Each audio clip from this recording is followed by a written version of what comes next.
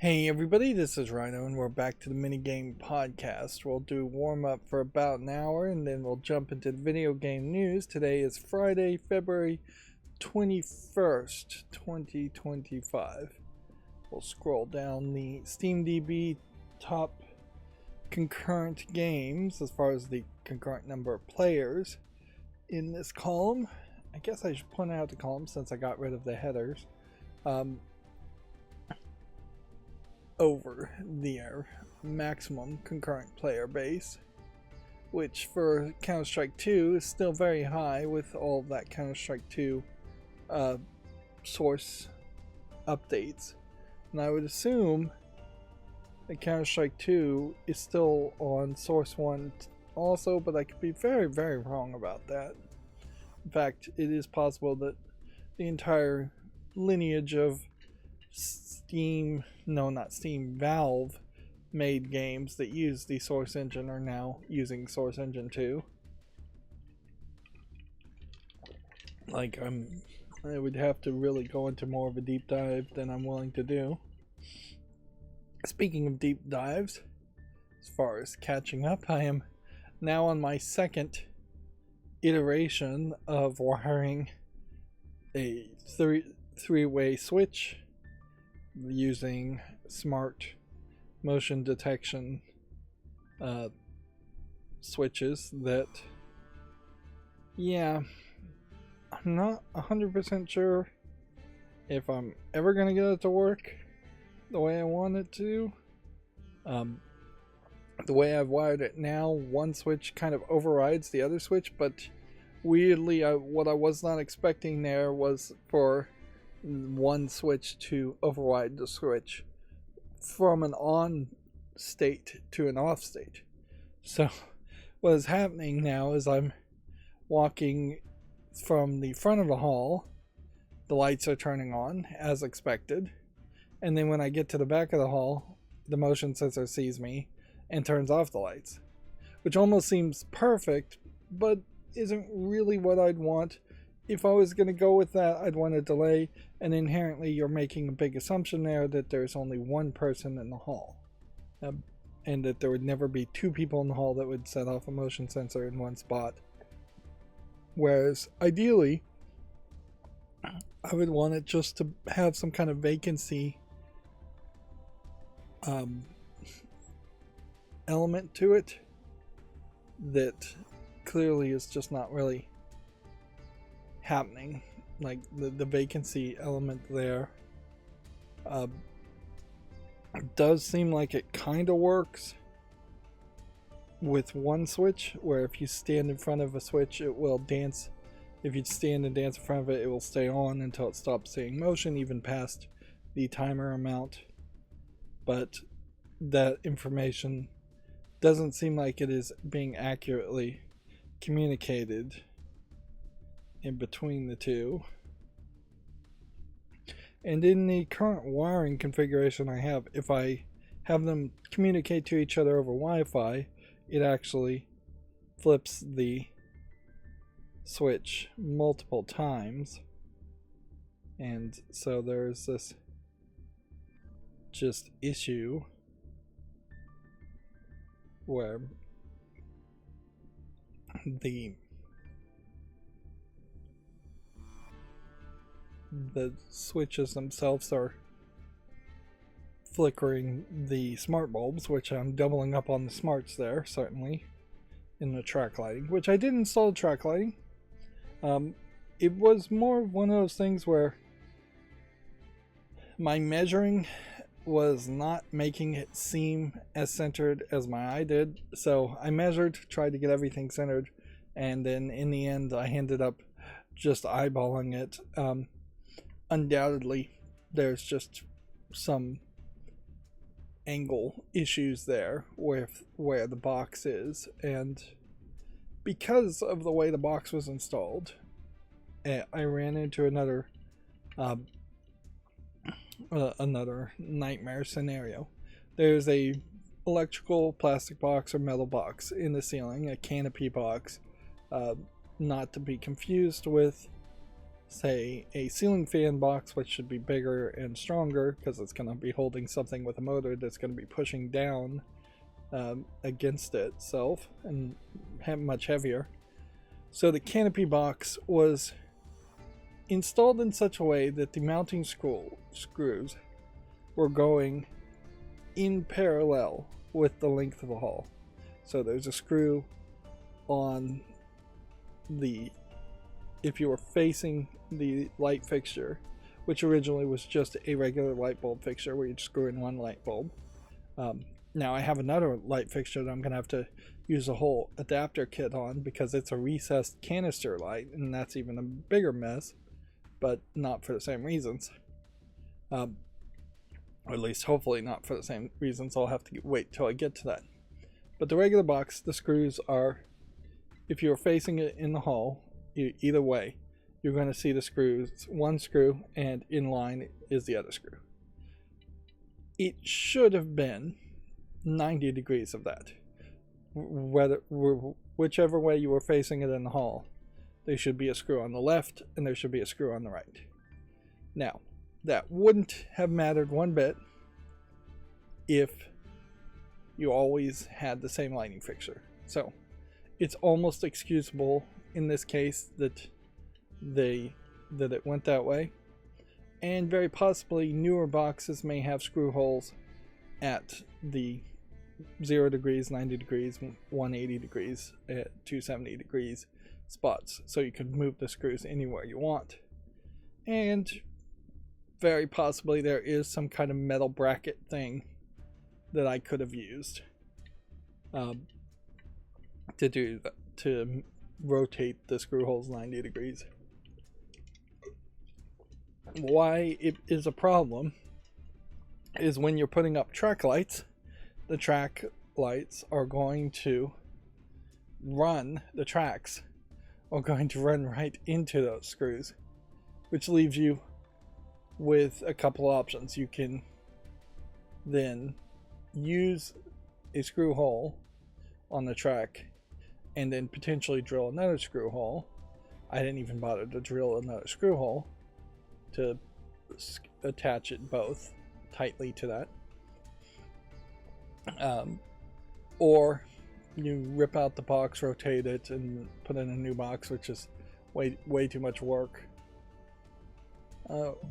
Again, maybe there was a bracket there, so it just became more work than it really should have been to put in this inline injector cover plate effectively for where that was. If this was new work or a new installation, you wouldn't have that problem at all. But in my case, it really isn't. It isn't new installation. And I got it to work. Although I will have to admit that putting up the track lighting, like they are giving me fairly small screws and wall anchors, drywall anchors to use. So the tracks are getting screwed up there fine. I don't think they're just gonna fall down one day, although maybe they will, and maybe I will just notice that there's some level of sag there, but it is not as secure as you might want it, in that it is very cheap plastic drywall anchors, short screws, hold in two places, holding up each 3.3 feet track. And inevitably, the way I've set it up now, the track is also holding up the fixture to some extent too. So when I was putting up one of the light fixtures into the track, I was doing it the wrong way and being a little rough, and did manage to rip out a screw, which gave me an opportunity to actually straighten the track a little bit more. It's worth mentioning everything's expensive too, in that we can see like a Dragon Pirate Yakuza in Hawaii's made it into the top 100. like the two 3.3 feet worth of tracks comes with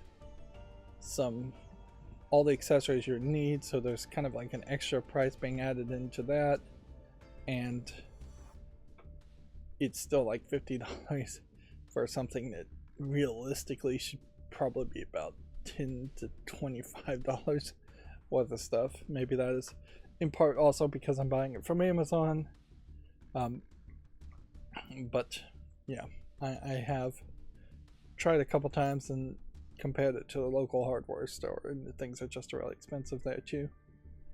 There was definitely a concern because of the smart bulbs that fit into these light fixtures. They're GU10 bulbs, which there's a whole bunch of different types of GU10 bulbs, but they all seem like they'd probably work, and I just got lucky.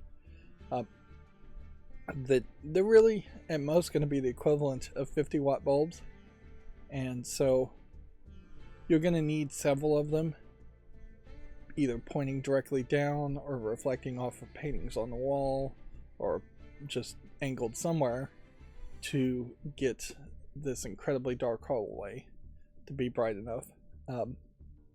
I got a pack of 6 of them, so I think 6 in one half of the hallway may be what's really needed, which is gonna be a lot, but the hallway really needed it. Like I said in the last stream, this hallway really needed a skylight. It's just no windows, no way that light would bounce into the area. And I don't think that's really gonna pull 50 watts per bulb. I would bet the LEDs are 5, maybe 10 watts per bulb. And so on a circuit where you're going up to 1500 watts, you would have to just cram pack light fixtures to the point of ridiculousness. But yeah, in installing it, I'm so far happy with my own work, which is something I've been experimenting as far as remodeling instead of cleaning and decluttering, which I'm taking a small break from. Hopefully it's just a small break, but who knows. But yeah, I've also gone ahead and tried to patch some holes with hole repair putty, which is something I've never done before and would assumedly have no skill for. And yet, on the first coat yesterday, even as it was just starting to dry, it looked really good, like surprisingly good, to the point where I'm starting to wonder if some of these handyman are really ripping people off, because maybe patching holes is not really that difficult. Now, I may find out that I've just watched a ton of YouTube videos on it already and learned the tricks and techniques, but I kind of felt like you kind of needed a artistic hand to it. The hole repair kit that I got came with a very small putty knife, which I think a very small putty knife is going to lead to tapering being more difficult. But then it came with a very big spudger too, to smooth out after the fact. So it's almost like they gave you a small putty knife to fit into the small little containers of putty repair, which I fixed. One giant hole and about 8 medium holes and about two small screw holes with one of 2 containers that came in the kit, and used one patch square for the giant hole, and then used tape on all the medium holes. One of the things that was ripping the tape smoothly, kind of hard to do when you have a putty knife that is smaller than the width of the tape. So I may find that there's a couple of strings hanging that may cause problems later. And who knows, as the whole repair putty contracts, I may find the whole thing is a mess and may need a second coat. But yeah, I'm really surprised on how good it looks. But it is also still a different color white than whatever color white was painted on the wall. And I had already bought a paint touch-up kit. And so the next experiment here is, can I magically have decent enough skills to reach my level of expectations to paint the wall over all the holes that have been patched. This is all to fix holes in the medicine on the wall with a medicine cabinet.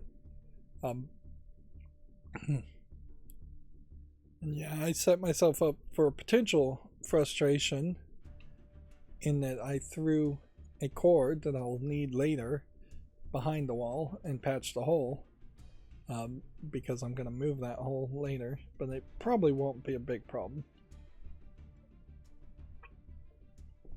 What is a big problem is that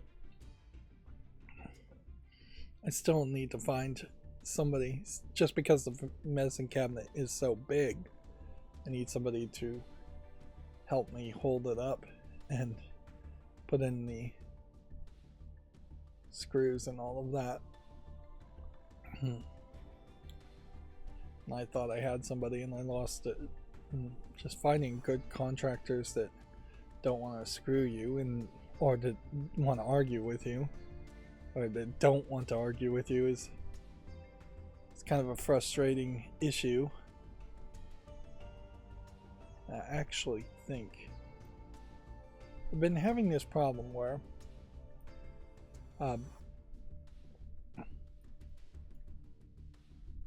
the SteamDB chart there is getting closed. So the order we've been looking at it so far has been actually the wrong order for what I want to show. This should be the right order now, where 24-hour peak concurrent, not, it's sorted by that, not by who is online right now. People still playing Marvel Rivals despite layoffs.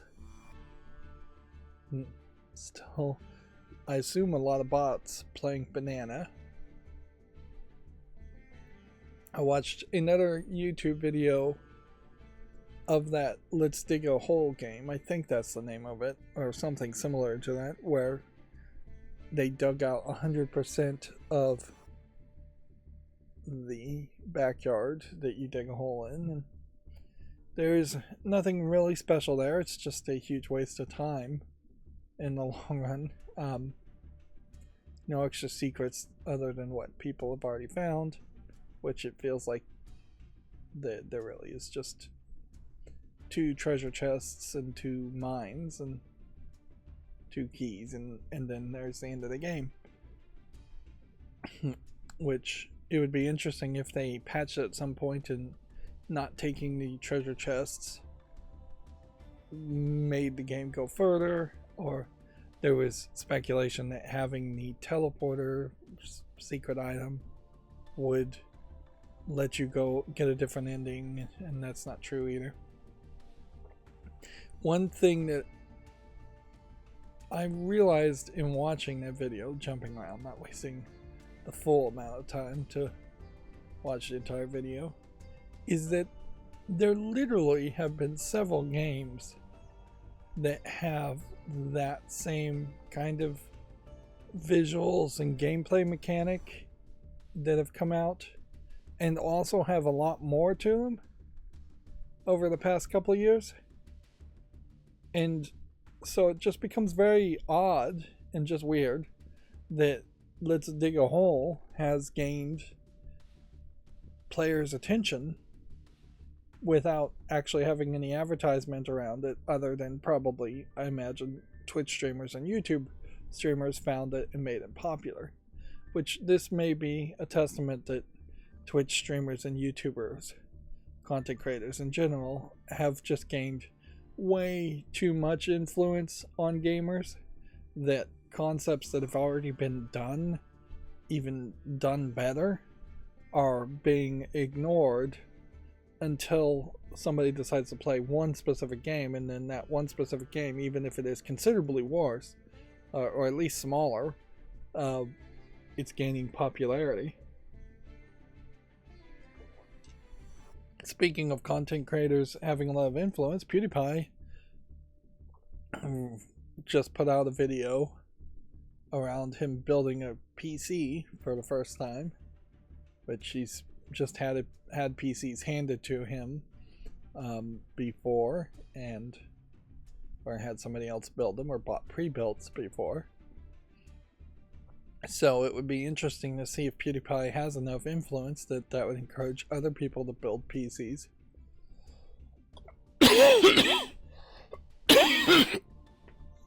He's not particularly building a very big PC.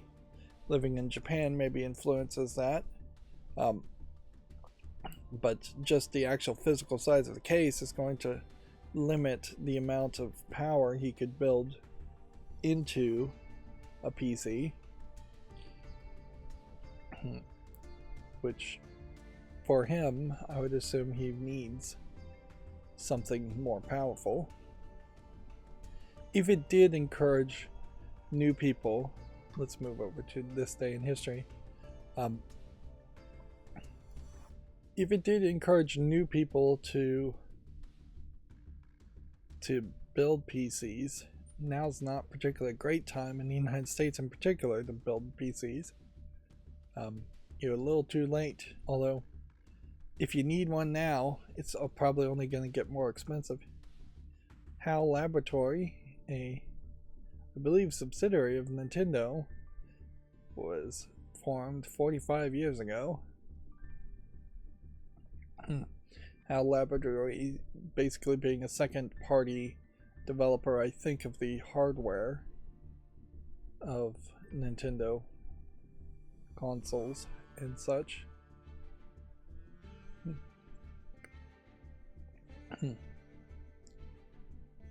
So, yeah.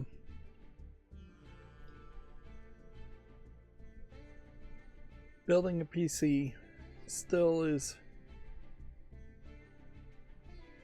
I guess, kind of a hobby thing that it's good to know and probably good to do, because you are in this bad position otherwise. Like getting an OEM computer means that there's going to be something in there that's going to be fairly proprietary, like as far as drivers and hardware and just how it actually physically attaches to other things. Getting a pre-built laptop means you can't really replace or upgrade too much unless you're going to go out of your way to get one that's specifically designed to maybe upgrade a little bit, like the Framework laptop is about your best example there, and maybe your only example. Having somebody else custom build a PC for you means you have to really hope that someone else knows what they're doing better than what you would know what you're doing. And building a PC certainly is not for the faint of heart and is not 100% idiot proof. There is definitely an argument that some things should start to be updated. The biggest argument I think right now is that the power connecting concept should be rethought. Instead of having these older power supplies and wanting to just constantly reuse older power supplies, which for most people is not really the case and not the way you should do things. With a new PC, you just buy a new power supply. But the way the power supplies are designed, the fact that they are so disconnected and have so many plugs, particularly the CPUs, that are extra to give extra power. It's just kind of crazy for things to go that way. It would make a lot more sense for the power supply to be integrated directly into the motherboard, or connected to the motherboard at least through one sturdy connector instead of multiple different strings going everywhere. And there is definitely a desire to move power cords behind the motherboard. And general motherboard design, there's a kind of a desire to move electrical to a different layer than data. So if the back side of a multiple layer motherboard, which is what you'd always get, is your electrical plane, and then the front side is the data plane where most of the data is going, that would make a lot of sense too. So I could see a power supply being probably still metal for just passive cooling, being directly attached to the backside of a CPU socket instead, although physically that wouldn't work unless the power supplies are much flatter. But that's not the worst idea. If the CPU was half an inch thick because there was just this big metallic passive cooling power supply circuitry on the back of a motherboard, that might work very well, and no more broken motherboards at that point, or at least far fewer broken in shipping motherboards. So yeah, there definitely is a rethinking that can happen there. There's also a rethinking certainly on just the PCI Express slots at this point too. It doesn't make the most sense to have as many PCI slots as one once did, and in reality most people are using 1, 2, maybe 3, maybe even 3.5 slots for just a video card and nothing else. Very rarely these days does anybody need to add extra network cards or sound cards, maybe a capture card if somebody's doing like switch capture. So you need 2 or 3 slots very well spaced apart, but they could certainly be in different positions. The ATX standard of motherboards has been around for a very long time. It's time to rethink it and make it much closer to something like USB-C. Plague Inc. Evolved was released, let's see, what was that, 11 years ago in a day? After Inc., I think, is the next game from the developer of Plague Inc., where you try to grow a society after a plague has destroyed it. At some point there's a decent argument that I should try and play After Inc. And see how that goes.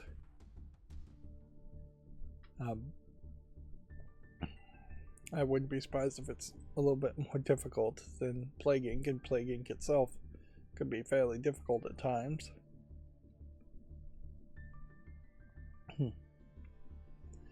Inherently, to wrap up though, I still think that the Steam Deck offers a very nice middle ground where you're getting a console-like experience with a PC-like operating system, even though you are still being in SteamOS, which is this proprietary Linux-based operating system. You're not getting Windows 10, you're not getting Windows 11 there, although that nowadays feels like more of a blessing than a curse to not have Windows 10 or Windows 11. particularly since Windows 10 keeps threatening to drop support. But you do still run into a problem where I've got a frog in my throat today. The Steam Deck is still a portable device. It's still built on the concept of a portable device. And if you could drop the buttons, the touchpad, and the touchscreen, and the price could come down considerably, even if you are just replacing the buttons and touchpad with having to buy a Steam controller, which in most cases, I imagine if a Steam machine was made today, a new version, a Steam Machine 2.0, it would support Xbox and PlayStation controllers, which most people already are going to be able to get those for free or very cheap.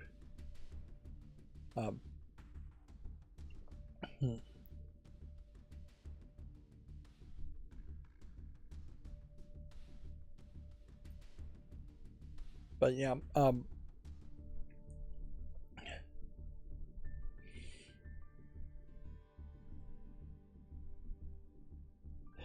ideally, I am still hoping that SteamOS 4 comes out and that there is a just easier path towards Steam machines having SteamOS version 4 pre-installed instead of having to build your own computer and make sure you get the right components to build a Bakelite Linux PC, which that's going to be very much less of a console experience. Personally, while I have all the computer components, I don't have the time to justify actually putting it together. So I am in this weird situation where I can't make the justification to put together a new PC and make that my next project when I'm supposed to be cleaning and decluttering the house to try to rent out rooms, and I'm making very minimal progress to that. There was an interesting chronic fatigue syndrome video I saw on YouTube where apparently exercise makes chronic fatigue even worse. And so I don't know if I really have chronic fatigue, but certainly that seems like that's the case for me. Is all my life people have said, well, you need to get out and exercise and you'll feel better, and I'm like, well, first of all, that's just a dumb platitude and you have no idea what you're talking about, and second of all, no, it's not the case. It definitely is not the case at all. It was from the side channel, so inherently I would encourage anybody, even if you don't have chronic fatigue, to watch that video and just see if there could be some more empathy and understanding of the situation. Apparently a lot of people have chronic fatigue undiagnosed amongst adults, and I wouldn't be surprised if I was one of those people. Of course, that may not, getting a diagnosis may not help me as much as one might think.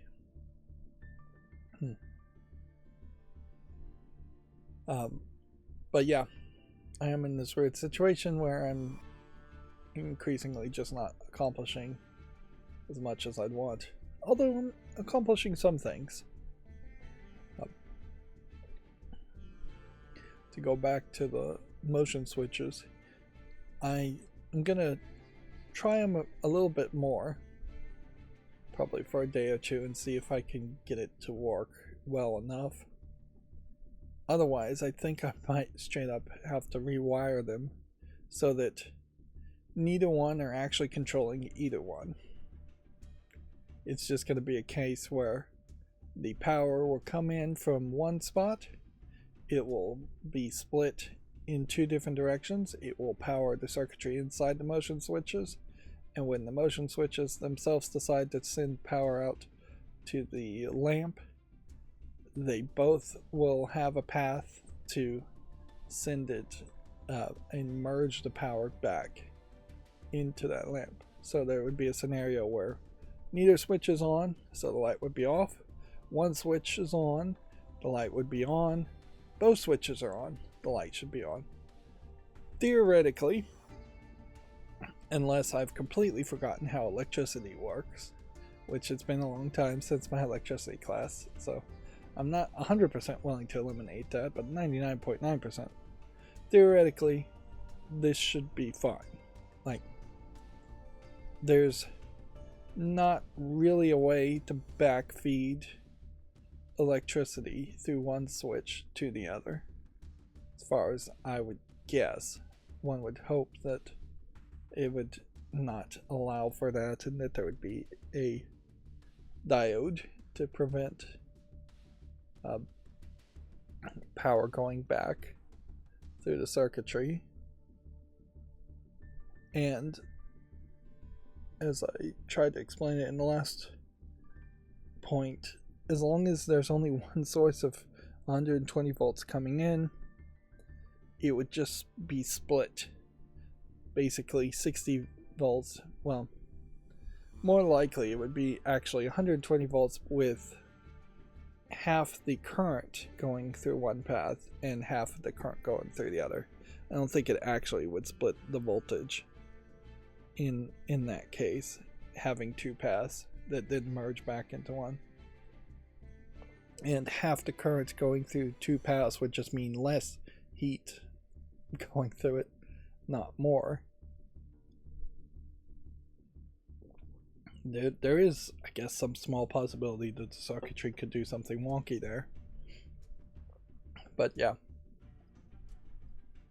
if I am going to wire it that way, then effectively the two are just going to work independently, and then maybe I'll tell them to treat each other like they're working together through the Wi-Fi. So there's definitely consideration here is how will these light switches work when the Wi-Fi is down? How will they work when the Wi-Fi is up? And should try to get those to work pretty much the same either way, unnoticeably. If there are differences, we would want the differences to be unnoticeable. And actually in my hallway, it wouldn't hurt to throw in a third motion switch in just an entirely new location, because there is actually a third path where motion switch will just not see anybody. In that case, I would definitely have to just have it only work on Wi-Fi. I could put power to it, certainly, and would have to have a hot and a neutral, but I wouldn't be able to wire directly into the light bulb. And that really would be a project for a future day. Yeah, I'm kind of bending over backwards to make these work before I finally just pull the trigger and send them back and get a different one. Two smart devices, these cheap Chinese smart devices, are fairly hit and miss. As far as you will get ones that just don't work at all, or you get ones that are just impossible to actually program or figure out how they work.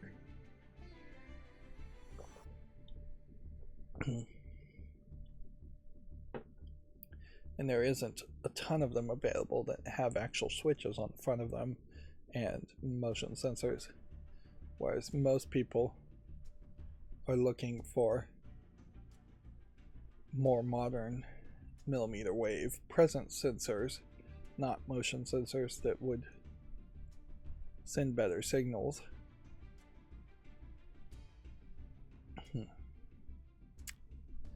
Let's see, is there anything else we did today? Otherwise, I guess we could probably wrap up a little bit earlier. I'm watching Invincible at weekly per episode. Most recent episode, Invincible is talking about moving out and having an apartment. It felt like to me the solution there, as he was fighting a monster in a prison, would be to build an apartment just like in the prison, like above like a guard tower or something, and then he would always be right where the prison is, which seems to be a location that they're going to use a lot, probably saving on some animation there. But they didn't go that direction. And Invincible just is, I guess, moving a little slow, but also it's kind of hard to know what the right pacing for Invincible would be. Also watching Severance on a weekly basis, and I would say that still also has that same pacing issue, where on a week-to-week basis it feels like it's moving a little too fast per episode.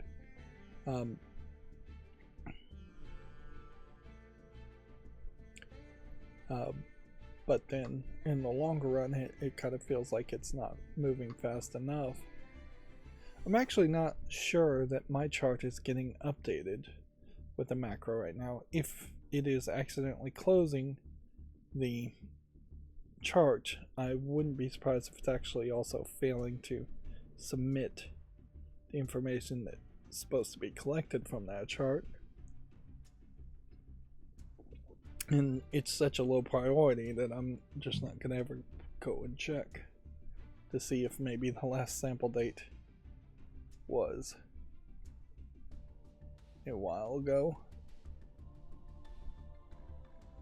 And this chart itself doesn't actually speak to a timestamp when I hover over it. This is called compare mode, which you can toggle on and off on Google Sheets charts. My other Eat the Mic project concept, I did think of a few more things to add to it, but I haven't ever actually worked on it any further.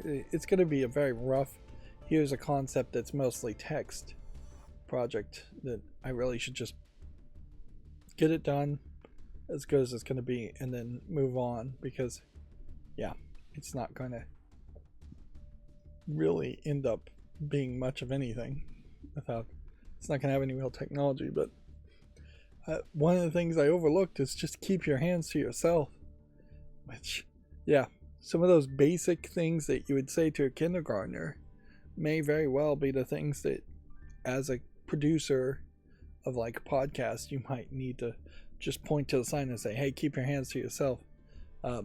Plenty of podcasts that I watch are shock jock type comedian things, and a lot of the people are either drinking or doing drugs before or during the presentation. And so yeah, it's not super crazy for people to get handsy, either in a loving, overly affectionate way, or to get handsy straight up threatening and punching people, both of which might be construed as assault and battery, and even if they weren't actually prosecuted, would certainly, and or battery, I guess is the better way to say that. Even if it wasn't prosecuted, though, you're producing footage that very easily could lead to you being canceled. And as a content producer, that's the whole point of the wheel. Is like, we're trying to make as smooth and as good of a content as possible. You don't want it to devolve into cancel culture attempts or anything else. So yeah, keep your hands to yourself, basic stuff. Of course, you're never going to have every single example of things not to do, and it's going to be widely different as far as what mood and what rules you're enforcing, depending on what kind of podcast you're doing.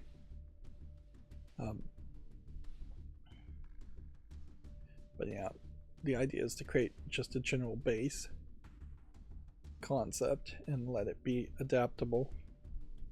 And yeah, it's going to be difficult to figure out how to do that and get it to print right as circular little pie slices that will fill the back of a prize wheel.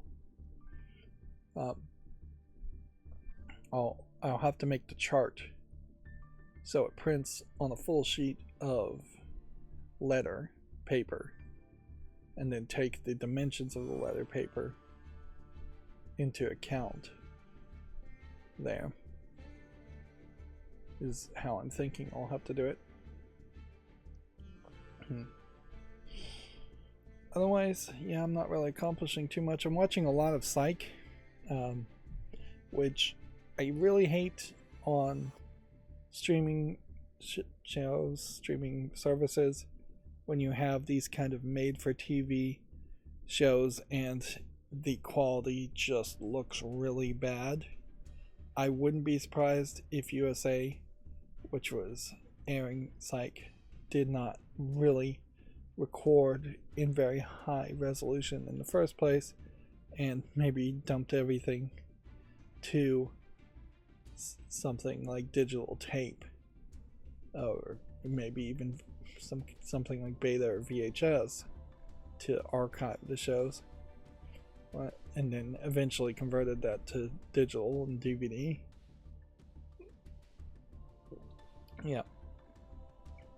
For as many remasters in video games, there's a lot more need for remasters of old TV shows. The difference there is it's just way more difficult to remaster a TV show, with probably considerably less people willing to actually pay for remastered versions of TV shows. Inherently, the money going up and the prices going up from things like Prime Video are going to have to start funding the remasters of shows just to get them to look fairly decent.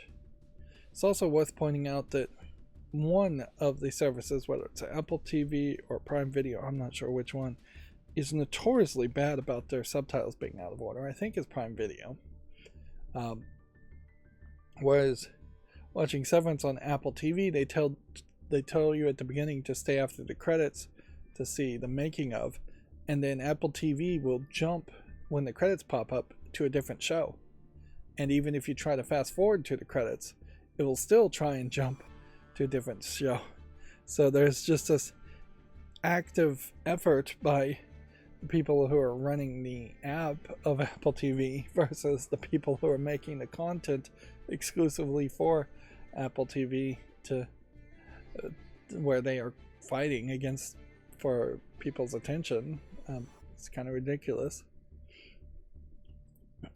Yeah, but I've been watching Psych more than anything. That's just been my general time waster.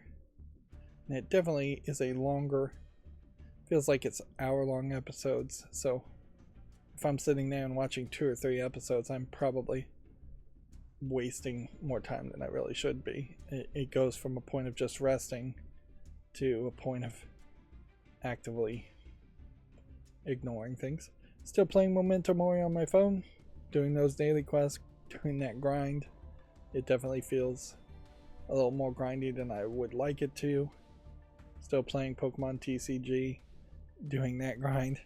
That too feels a little grindy. So neither game is particularly super fun. It is also worth mentioning, in case it's not talked about in the news, that, let's move over to the Steam front page. They're not promoting Avowed anymore.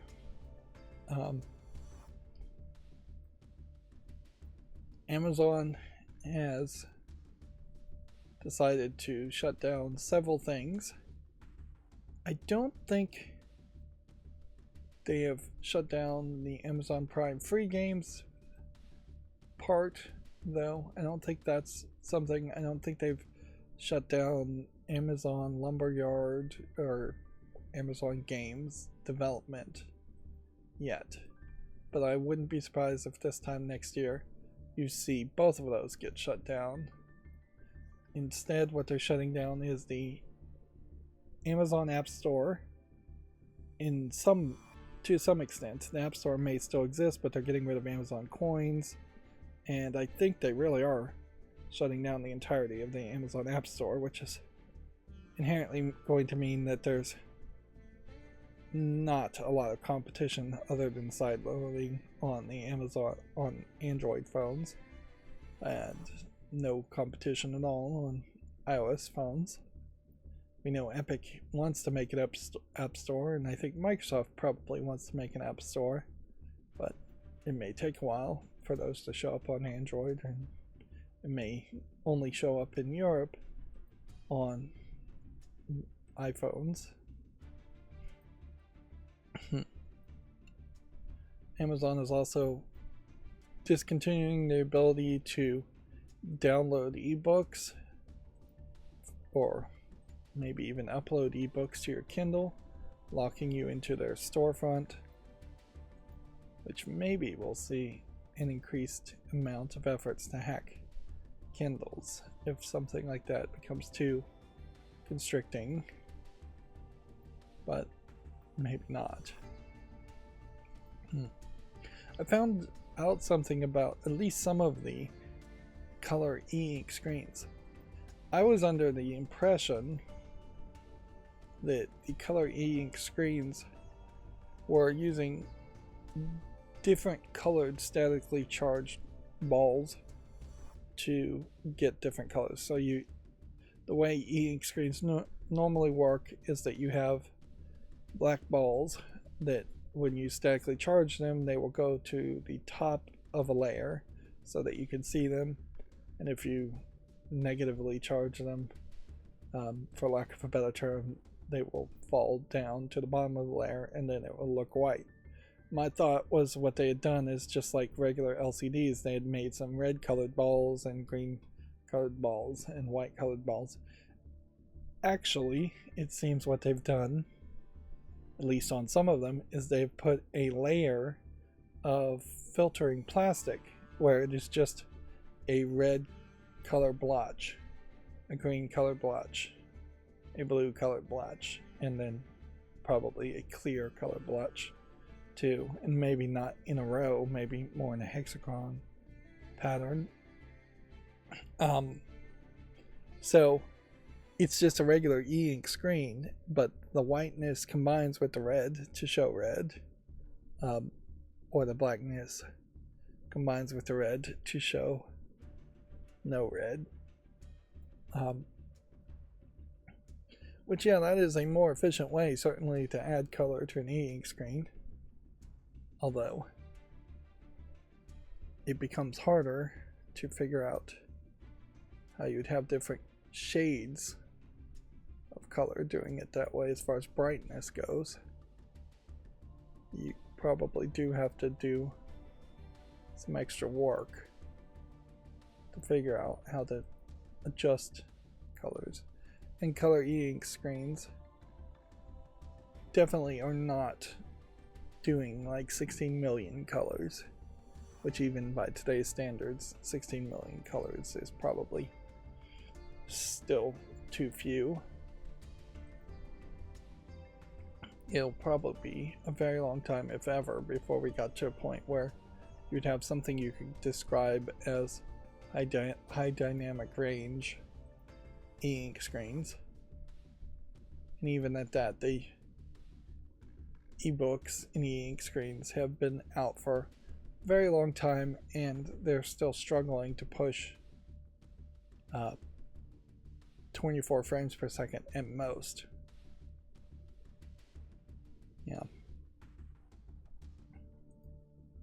So yeah, it would be probably never, at the very least, a very, very long time before we could think that e-ink screens might actually be suitable replacements for regular screens in any scenarios. Digital signage is about the only thing that it sort of makes sense, and even in that, you notice that e-ink screens really are only being used for price tags. They're not particularly being used for advertisement, digital signage, or like price boards at a McDonald's or things like that. Which is a shame, because I always felt like e-ink technology was intriguing, to say the least. Alright, so this game is not out yet. I definitely played some of these previous Yu-Gi-Oh! Games. And having played Yu-Gi-Oh! Master Duel, there is almost an argument to go through and play some of these older Yu-Gi-Oh! Games. But it probably would be a huge time commitment for very little reward. That being said, I don't know what rewards in particular. I was looking at another YouTuber's channel, and it's a more standard gaming channel where they talk about just the games of the moment, and they make 10-minute videos basically talking and reviewing, maybe a 10-minute video reviewing one game, or 10-minute video talking about one game but not actually reviewing it, and then the next video they would make is a different game. So the amount of views they get are fairly hit and miss, but when they hit, they are fairly big numbers. And it's pretty obvious that the way I've run my channel and the way I've made content totally is not appreciated by the algorithm or the viewer base. Take your pick. Because that's really not how it works for me. Like, I will, by doing long plays and putting up at least a dozen videos on one game, even those videos combined are not hitting and not getting big views. That being said, it's still definitely the way I would want to make my footage. So, like, I made my bed and I have to live with it, basically. I could change format, certainly. It would take a ton of work, ton of editing. I don't know if I really have the capability of only talking about something for 10 minutes. Inherently, though, this other YouTube channel is definitely doing the more standard thing, and they're making good content. It is perhaps just a matter of them needing to tweak their schedule a little bit, be a little bit more consistent, and just get really lucky, which is kind of a great position to be. If you've got, your content looks great, if what you're saying is good, and it really is just, you need to manipulate the algorithm a little bit more, maybe be a little bit more clickbaity, that is a pretty great position to be in, compared to somebody who is just making awful content, doesn't have face cam, doesn't have thumbnails, and would have to do a ton of work to pivot and change into what the algorithm thinks is good content. Of course, also, your channel's not going to stand out, so while you may get big hits, you may never stand out of the crowd much. Inherently, when you look at the biggest YouTube content creators amongst gamers, it's people's personality, like Game Grumps, that bring people in, or PewDiePie, way more than the games, way more than the reviews, way more than the contents. And it is also fair to point out that when you're talking about any subject for 10 minutes, you're not going into deep depth on your conversation there.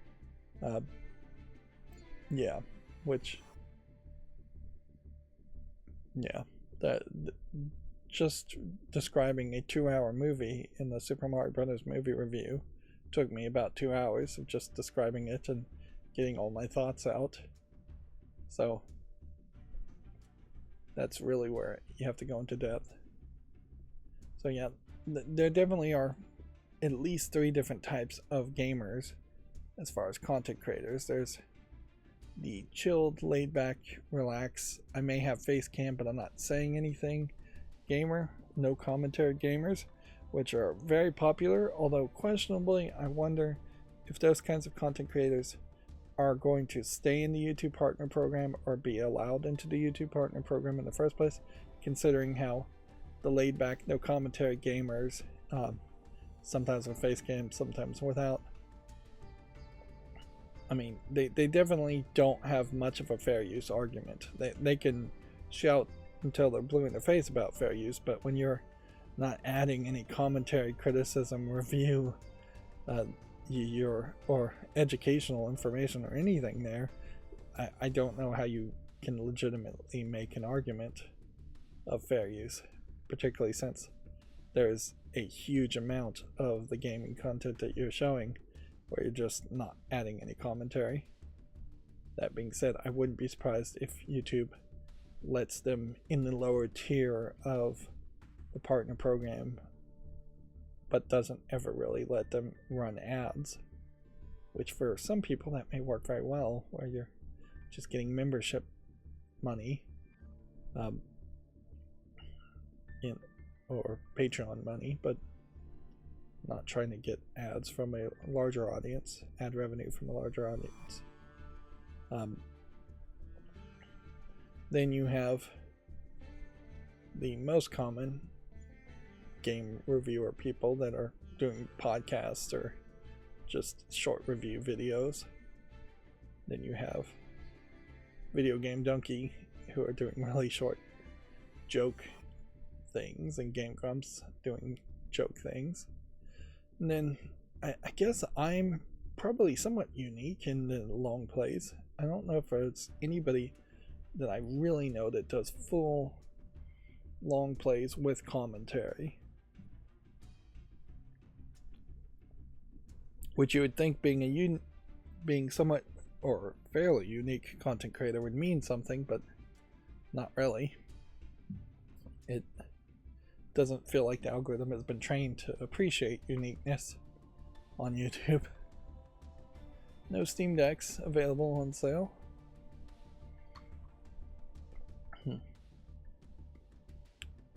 But yeah,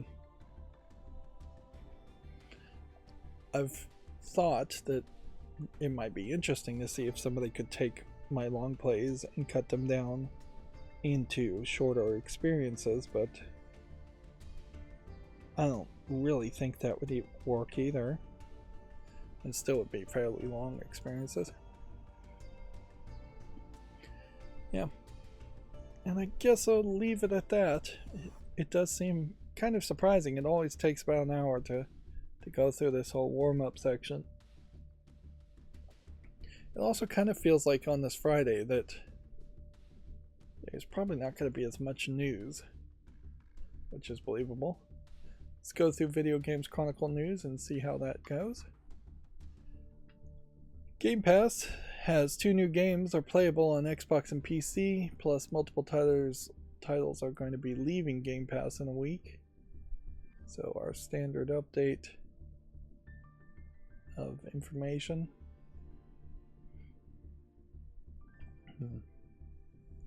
Several games here leaving, with EA Sports F1 24 and Warhammer 40k Rogue Trader only being added. I wouldn't be surprised if we start to see a fairly obvious trend of Game Pass games becoming fewer and fewer. Although that would be somewhat surprising, because I don't think the intention here is for Microsoft to abandon Game Pass as much as the intention is for Microsoft to abandon the hardware of the Xbox Series X. Yeah. You basically have an unsellable console if you got rid of Game Pass. you still have a sellable service if you got rid of the Xbox Series X and S hardware. Although it then would be an exclusive to streaming and PC service, which then it probably would be too expensive if that was the case. Cyberpunk 2077's sequel is aiming for the most realistic crowds in any game. Cyberpunk 2 has huge ambitions when it comes to crowd tech, jobs, and reveals. Job ad reveals. No. Yeah. There's probably nothing wrong with being ambitious, but there is definitely something wrong with being hugely ambitious, particularly since Cyberpunk 1 was so buggy when it first launched. I think it would make a lot of sense for them to play it fairly safe with a Cyberpunk 2. It is also, I think, perhaps going in the wrong direction to care too much about crowds in a video game. It will be interesting, I suppose, to see what the crowd technology is for the next GTA, because that's another game where crowds might play a big role. But overall, crowd technology I don't think is a particularly good sales point. I don't think gamers are going to start talking about crowd technology. If you see mainstream video game journalists talking about crowd technology, almost certainly that's because they've been given a press release pre-written for them to talk about crowd technology. But yeah,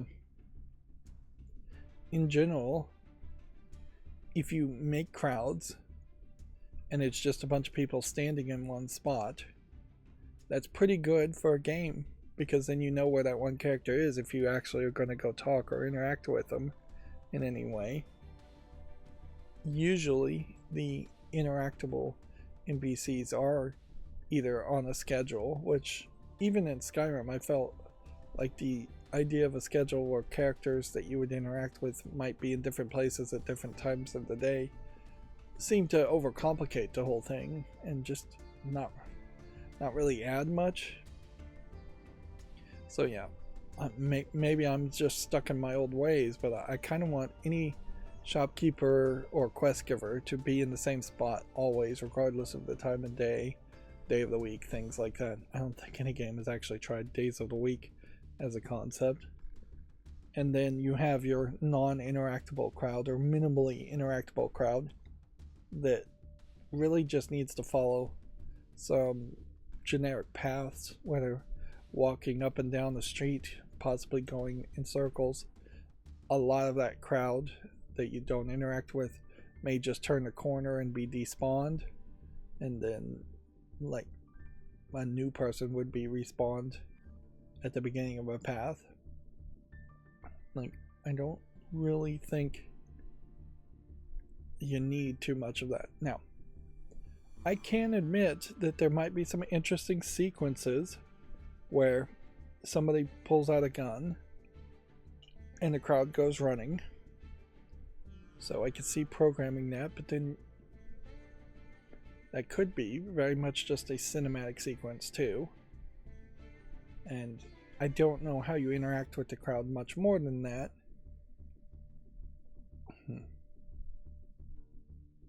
So, yeah.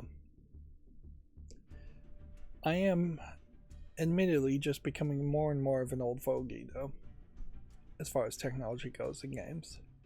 I really just don't want too much ambition on improving anything and feature creep effectively in games. I want the games to simply become cheaper and arguably more profitable for the actual developers who are developing the game, so that they can continue to go forward and make more games. I want more games, not more advanced technology in games.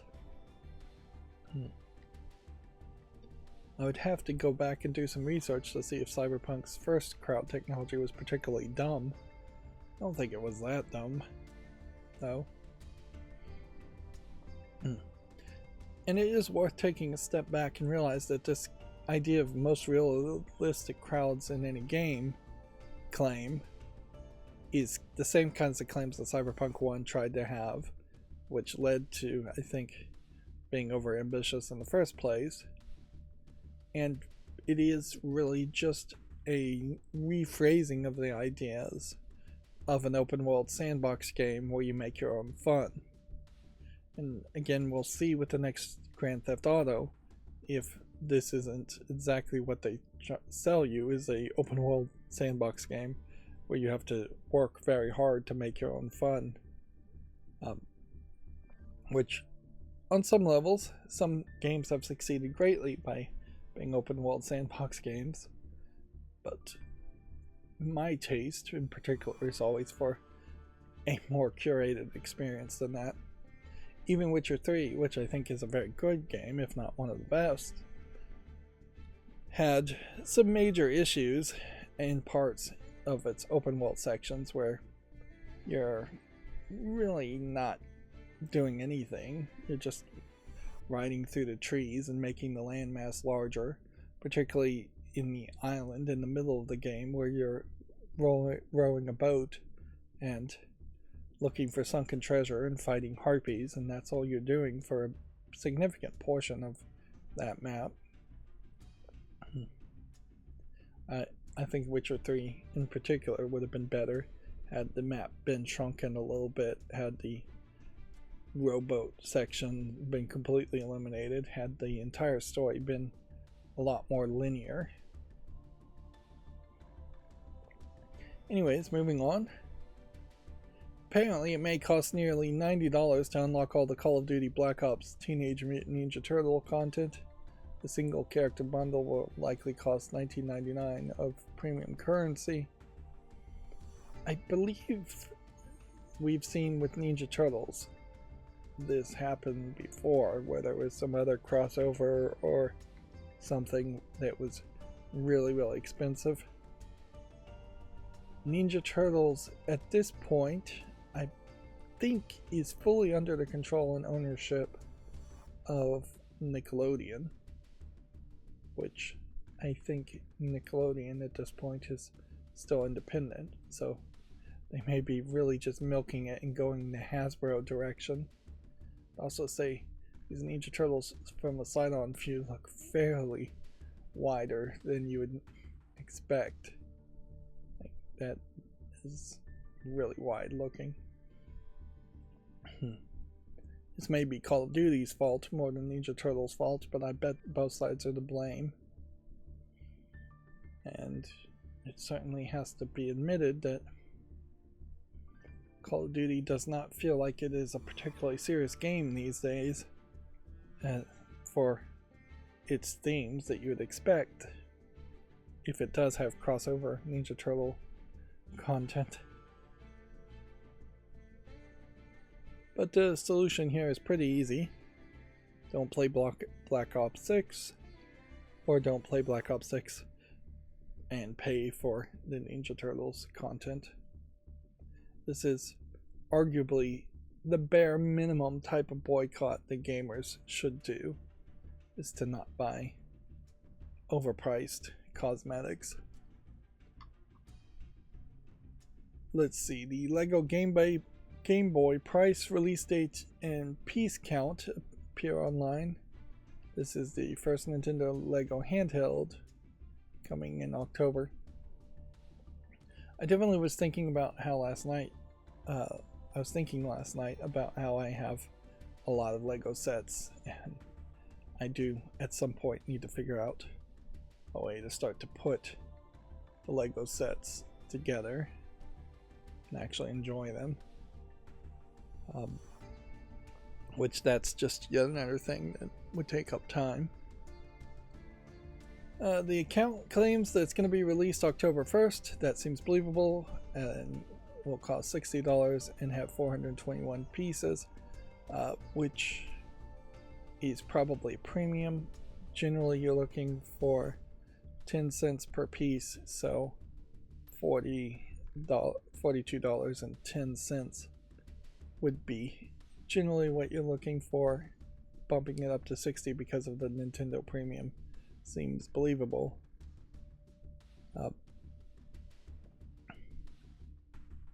Let's see. The Lego Harry Potter Night Bus Adventure Set in comparison has 499 pieces and is directly on that 10 cents per piece, or just about there at $49.99. There's seemingly not a real picture of what it's going to look like, and you have to recognize something, I think, here, in that while this set will probably sell like hotcakes, it's going to be Lego studs on top. It would be pretty amazing if they could do a snot technique at studs not on top, which is Lego lingo, but they don't really make pieces that would fit like this start and select in these slots here. You're gonna have to really struggle to do that. You're gonna really struggle to get this curve. You're gonna really struggle to have anything interesting on the screen, if they even do anything interesting on the screen. And so yeah, they may have some flat base plates that go on top of studs to avoid studs poking your hand everywhere, but I just don't feel like it's going to be much of anything. The Game Boy itself is not much of anything if you have no nostalgia for it and it doesn't power on and it doesn't play games. And even if it did power on and play games, which the Lego one definitely won't, you're talking Game Boy games, which original Game Boy games are not that interesting, not to a younger, new audience. There's seemingly, from what they've shown, which is nothing, no playability aspect that's been advertised, and no minifig aspect that's been advertised, which would make it feel far too much like a model. So one would hope that there would be some Easter eggs of some sort. One would assume maybe some Lego assembled batteries that go in and out, and a cartridge of some sort that comes in and out. But you would kind of expect the cartridge to have like a little diorama in it, and in putting in the cartridge you put in different dioramas. So this is a leak article that's not really telling you much of anything. Here's a studs on top example of what a D-pad would be, and where your fingers would hurt fairly quickly if you were just miming pressing them down.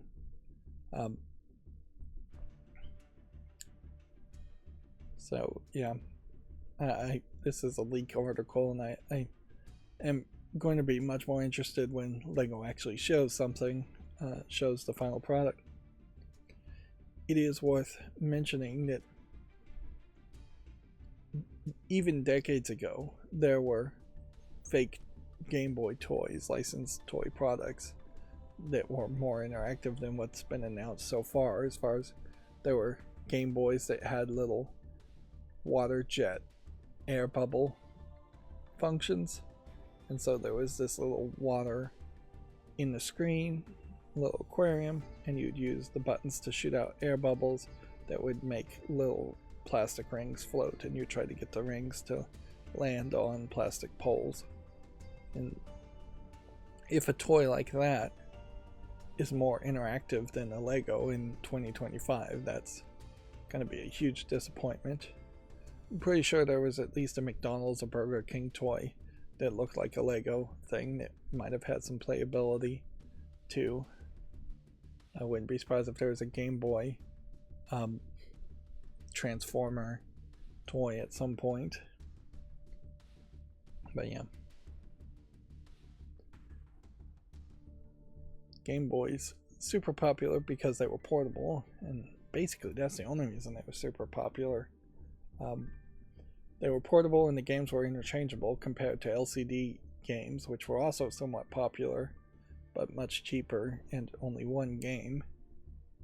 Even Nintendo's efforts on Game & Watches came a little too late and weren't really as popular in the West as they were in the East.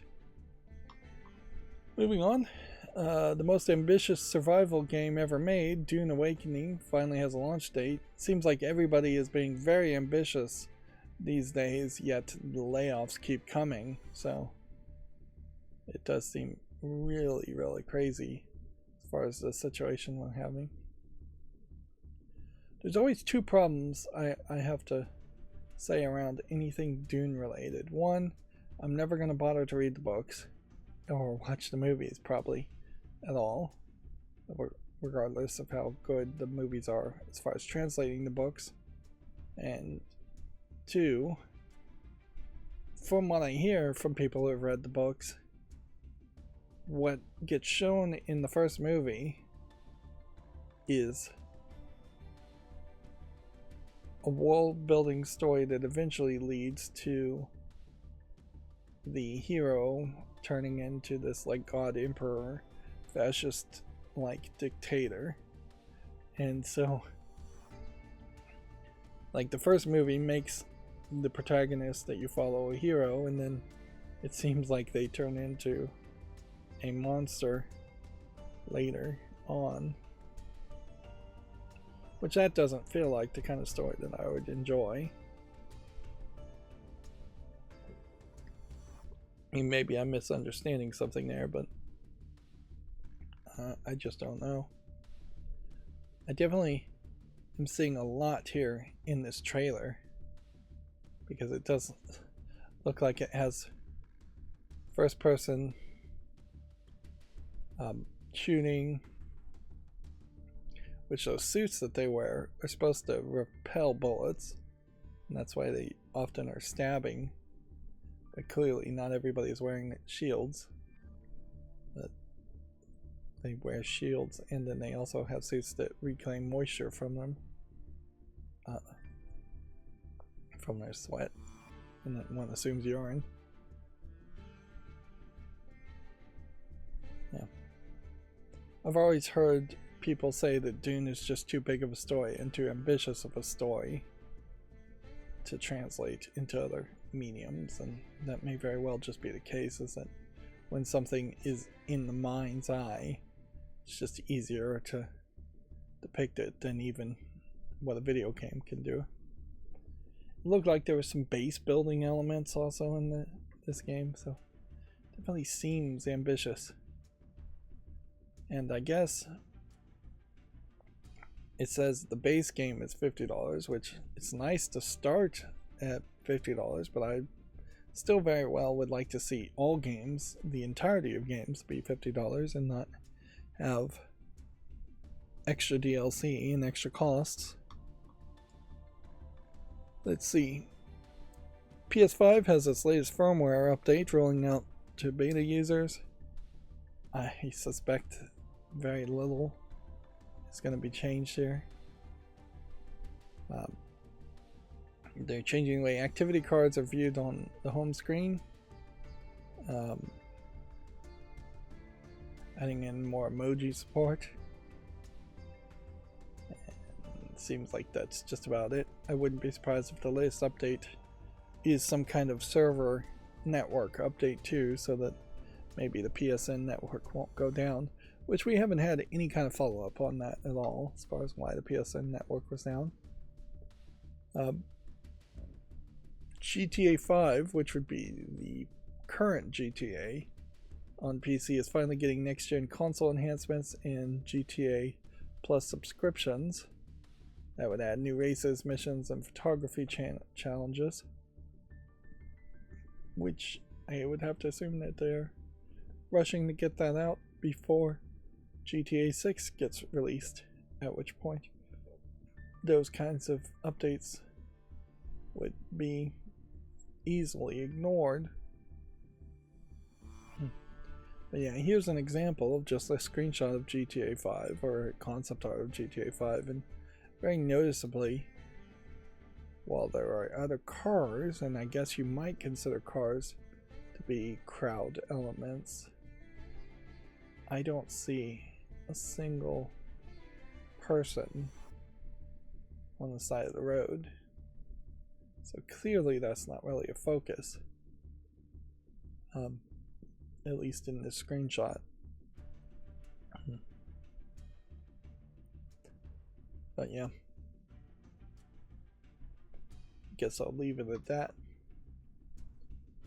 A new Tony Hawk game reveal is being teased in Black Ops 6. A signing grind map seems to suggest that an announcement is coming. Well, we've already had teases and hints around that concept anyways. So this definitely feels like we are approaching the realm of controlled leaks more than actual leaks, just advertising. With that, I'm going to take a brief bathroom break. I've gone through one large mug of water, so I'll pause the recording and be right back. Okay, I'm back. That was a shorter break.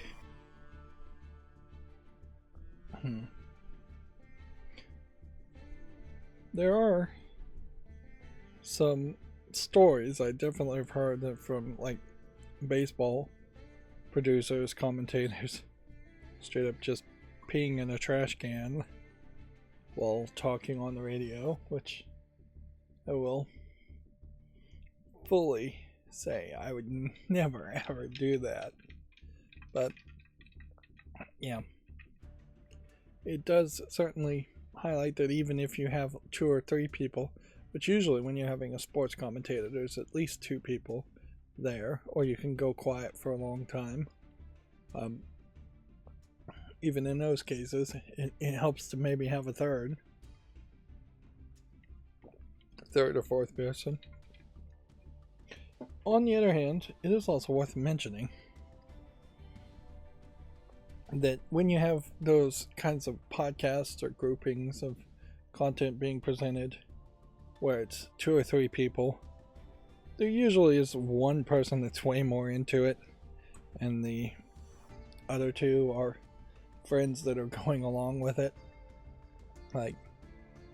And that kind of dynamic is very easy to damage or change very quickly. I've seen tons of podcasts where one person is just not as much into it as another, and then the whole show just falls apart. Which I guess that does highlight that maybe Joe Rogan's concept works best in the long run. If you get really lucky and you're already a celebrity and personality, to have yourself be the main person on the camera with a producer, but then the producer can change if necessary. Howard Stern, I guess, has that same level of success in that as long as his name's on the show and he's doing it, then people can come and go, and that'll only have moderate effect as far as the dynamic balance goes. There is Game Grumps is another example of that, where there was a different co-host at the beginning. So there is definitely an argument about one person having their name on it and taking control over it, and everybody else being basically an employee that can come or go. And it really is just like any other leadership thing, is that there really needs to be one boss, whether you present it like there's one boss or the other. And then you have some rare examples like Geek and Sundry, where they pretended some people were the bosses and were the important celebrities there, and all of a sudden that really wasn't the case. Although, in fairness, Felicia Day not being involved with Geek and Sundry made me very less interested in Geek and Sundry content. But I guess that's not too video game related. I guess increasingly in the past month or two, I have been talking more about being a content creator than video games. And that inherently probably has something to do with the fact that I'm not actually playing video games at the moment. And that's a sucky way to be in life, to say, hey, I have this project, and increasingly it's just a longer list of shame of projects that I'd like to get back to or do, but in reality I'm in the middle of this huge cleaning declutter nightmare that's taken months and potentially going to take months. Like, frankly, I'm not 100% sure that I won't be still working on it by this time next year. But yeah, there's an annoyance there.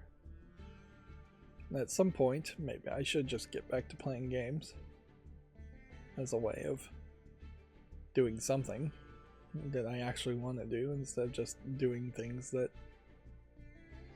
are not as time committal. I've even started to go back to do some of those Sudokus, which take forever. So I'm falling back into that trap of time sucks.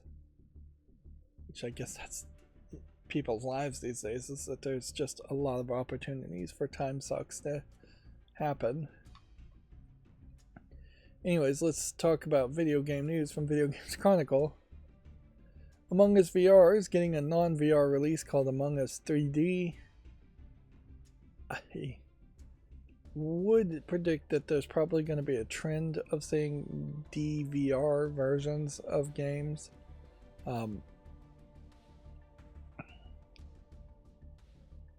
But to think that that was the case would have to first and foremost assume that there's enough VR games to even bother to do that with.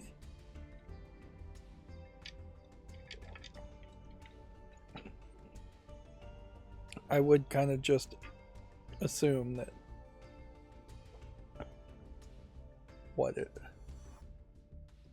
that we'll occasionally see a few VR games that people have invested into. They may very well be just the big games. Among Us, what is that lightsaber game with the rhythm? That's probably about all I could even name. VR constantly just 5 more years away, regardless of what year it is, as far as something that would actually make sense and be suitable. At some point, I think we'd have to have some kind of technological breakthrough in which you would put projectors in the corner of a room to project holograms around you, and not just holograms of a single person, but a full immersion hologram that is showing you a skybox and buildings in the distance, and that you would just have a headless, possibly even controlless interaction to these holograms. We're not going to get to a point where it's going to be hard light holograms that you can touch like in Star Trek, but yeah, I think we may very well have to make that giant leap in what we call virtual reality before virtual reality would even be back on the table as a consideration as far as how games might sell and might be made. And that's just not going to happen now. I don't expect the Switch 2 or some kind of Steam Deck like device to even have holographic screens, which you could do a Pepper's Ghost style trick even now on screens to make them feel like holograms. It wouldn't be that crazy to have a layer of glass tilt upward at about a 45-degree angle from the pivot from the bottom on the screen, like the Switch 2 or the Steam Deck, which would then let you have a Pepper's Ghost type presentation. Of course, if you were going to do that, you would have to be in a very dark room, and you'd have to kind of control the brightness for it to look good. It still may not look particularly good. There might be other ways in which you could project small holograms on the screen, but I'm not sure that really even adds that much. We haven't even really gotten to the point where eye tracking 3D has been perfected. And all of those are really gimmicks, and I still feel like VR itself is pretty much just a gimmick. A very, very expensive gimmick. Price would affect a lot, though, certainly. If all of a sudden you could plug in a VR headset for the price of $60 or $70, then adaptation would be way more. I definitely think a VR headset might be better than what most cell phone screens would offer you if you were mostly plugging it into your cell phone. But price would have to be way, way lower. Moving on, a week-long free trial of EA Sports FC 25 is coming to Switch soon. We have a specific date, February 24th to March 2nd. Okay, we'll leave it at that and move on. Sam Lake and Lucas Pope are going to be honored at this year's GDC Awards. The game developers will be given 2 of the ceremony's most prestigious awards, depending on how much prestige you give to GDC Awards in general.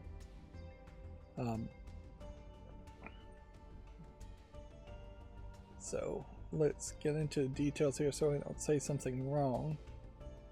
Sam Lake has been at Remedy Entertainment for 30 years and is known for writing the first 2 Max Payne games and Alan Wake, and for producing Quantum Break and for writing Control, so he's mostly a writer. He's the director and lead writer for Alan Wake 2. Lucas Pope was an influential indie game designer credited for creating some of the most unique and thought-provoking games in recent years. He worked on the Uncharted series earlier in his career, and then he created Papers, Please, winning him several GDCs. He's also made Return from Obra Dinn. Okay. Noticeably, though, he has not done anything since Return of Obra Dinn, and I think that is specifically because he is fairly singular in his game development. I don't think he has a team at all. If he does, it's a very small team. And Return of Obra Dinn was such a weird game, and Papers, Please was a bigger success due to content creators and streamers like PewDiePie. He put his money, if he even got a significant amount of money from Papers, Please, into making Return to Obra Dinn, when he probably should have put his money into something that would have been more commercially successful, so that he could have sped up his development time a little bit more. You could easily make another game like Return from Obra Dinn. It would take a lot of work, and it would be fine. You could make another Papers, Please. There is a clone of Papers, Please that I've seen people playing recently already. So, yeah. While it would be nice to see Lucas Pope do something completely different every time, I mostly would like to see him just do something at all. In contrast, Sam Lake has been working hard, making a lot more games, or working on a lot more games. While some of them weren't huge successes like Quantum Break, most of them have the rest of them do have niche followings at the very least, if not huge successes. If I was going to get really picky, I might say I don't think the writing was particularly great for Control. Because in the end, the entire story of Control is just you're fighting a bad monster. And maybe some backstory and maybe some side quest writing. There is a possibility that a lot of the writing was done through pickups stuff that you had to read, and I just didn't read that or find that content in Control. But yeah, my experience was that I didn't think the writing was quite as good as it should be. And I didn't really love the writing for Alan Wake 1. I haven't played the Max Payne games or Quantum Break or Alan Wake 2. And a big reason why I didn't play Alan Wake 2 is because I really didn't like Alan Wake 1.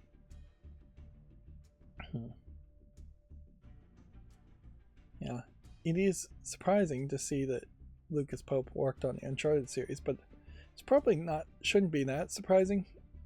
Most game developers that have come to any level of success probably started their career working on some series that in no way really would be their style.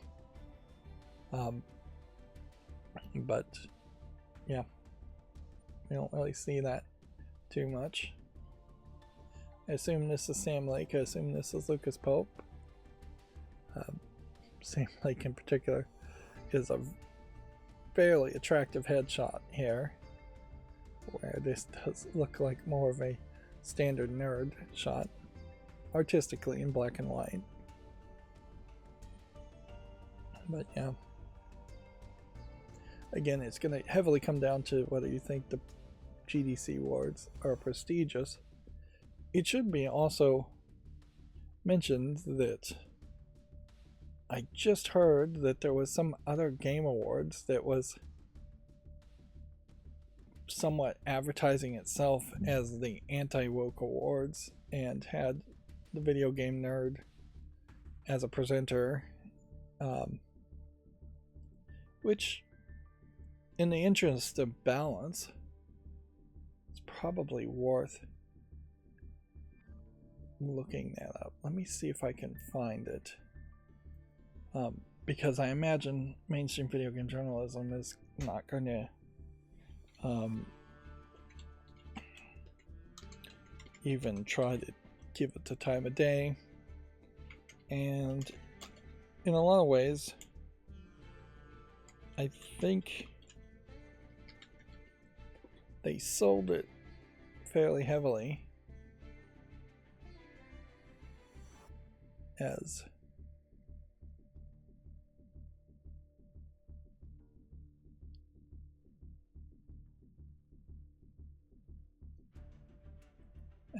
a way of getting people to subscribe to their Patreon.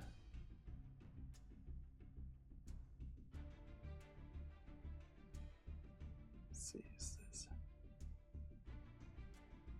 Yeah, they called it the Real Game Awards, and in Googling it, immediately got to Reset Era articles of people hating on it.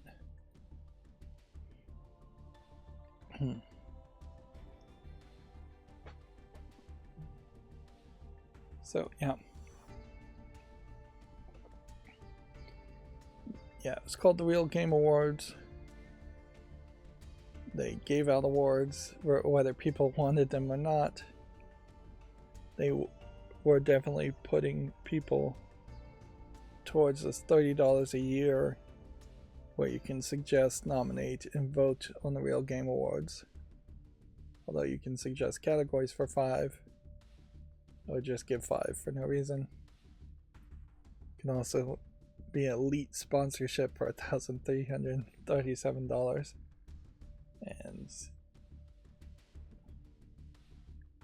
and then apparently they every year are gonna have actual tickets.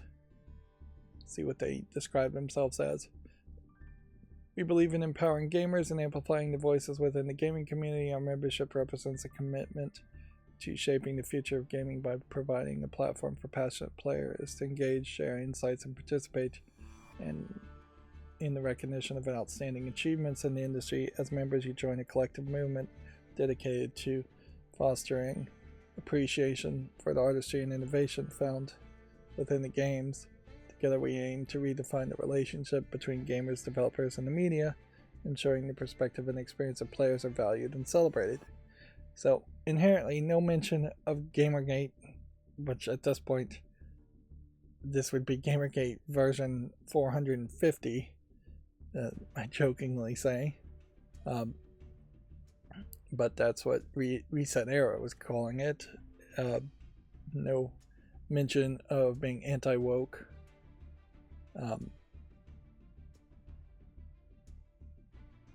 Apparently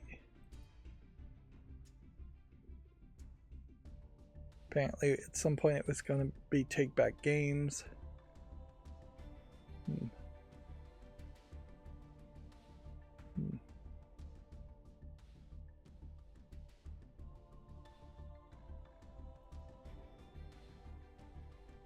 Whole bunch of questions and answers. Can developers and publishers influence the voting process? No. Right now they're not interested in tabletop games.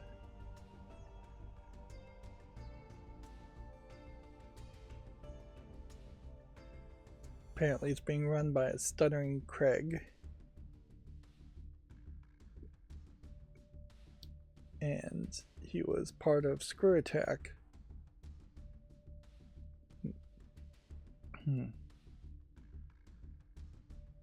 So there are some people here that have some celebrity, small internet celebrity. So yeah, it's going to come down, I think, heavily to how much you like these people and what opinions these people have. Not. I can say there is a visual style here that seems to be getting repeated. You have guys, white guys with goatees and baseball caps. This one just has a mustache. So yeah. So far, as far as the board of directors, it seems like it's probably a group of friends that lack in just outward diversity appearance, which is not uncommon, frankly, for a group of friends. I was hoping to find a actual list of winners. It doesn't seem like we're actually going to get that. This is on a Side Scrollers YouTube channel. So anyways, they had this animated intro at the beginning, and then it seems like just people standing in front of a camera handing out awards, and arguably maybe not as much controversy around it as it is deserved, because it doesn't feel like they did too much to actually do anything here other than just give awards to games they appreciated, which video games in general are a big tent, and more award shows probably are worthwhile in giving. Here you do have one female presenter, and there is basically just a big ad for a new Angry Video Game Nerd game. And I think this poopy but Game of the Year award is supposed to be a negative award. They do an interesting thing as far as showing a percentage of who the voting audience, which I would assume means that they went out of their way to get a voting audience early. But that is frankly more information than you get at any other game award show as far as who won what by popular vote.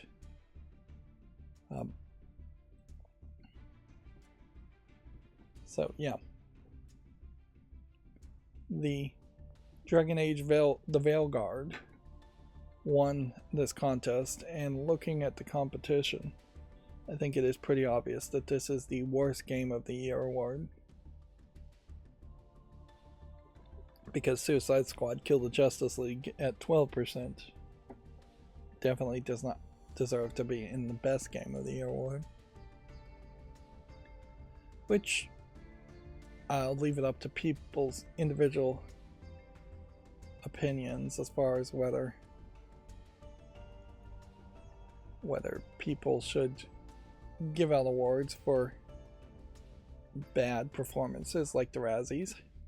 It's probably not going to hurt too much in general. So yeah, I have definitely bemoaned in the past that there should be a People's Choice Awards of games. It is a sad state of affairs, though, that depending on who's in charge, or how Reset Era decides to feel about it, or how mainstream video game journalism feels about it, which they're going to hate on any kind of People's Choice Awards, and they definitely appreciate the advantage of being the voting members of every other game awards out there.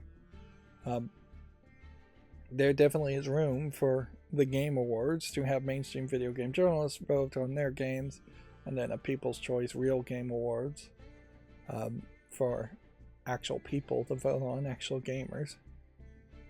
But unless there's something actually in the stream, which it's only 35 minutes, nice and short, not really showing ads, not really showing a lot of teasers or trailers, and inherently they will never get teasers and trailers unless they became super big.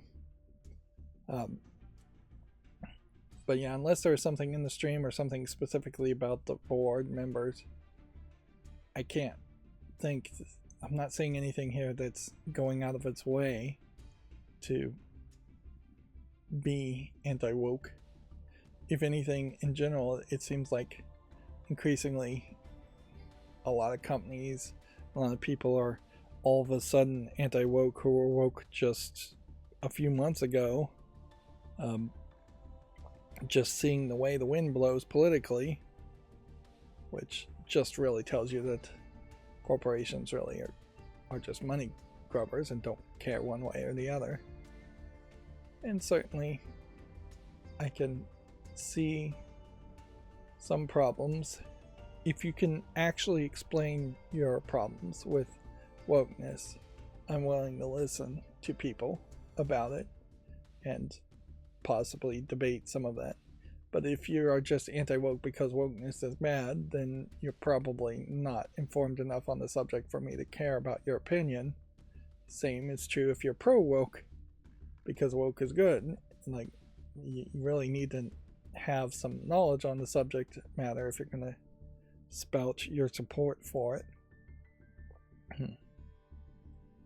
So yeah, I think the gaming community in general is better off having one more award thing that really doesn't matter. That being said, I cannot really think of this as more than just a YouTube content creator going a little bit bigger and trying something bigger, mostly trying to get a Patreon and type annual amount. Although compared to Patreon, if you're supporting $5 a month, you're getting $60 a year, where $30 a year is actually cheaper, or $15 a year is cheaper. So that it's really changing the paradigm here with the $5 a month. And at some point, even a content creator like me, who has very few viewers, should be welcome and free to make their own game awards and make their own annualized Game of the Year awards type thing. And I've given thought to that. Maybe I've even made a video or two on some years around that myself.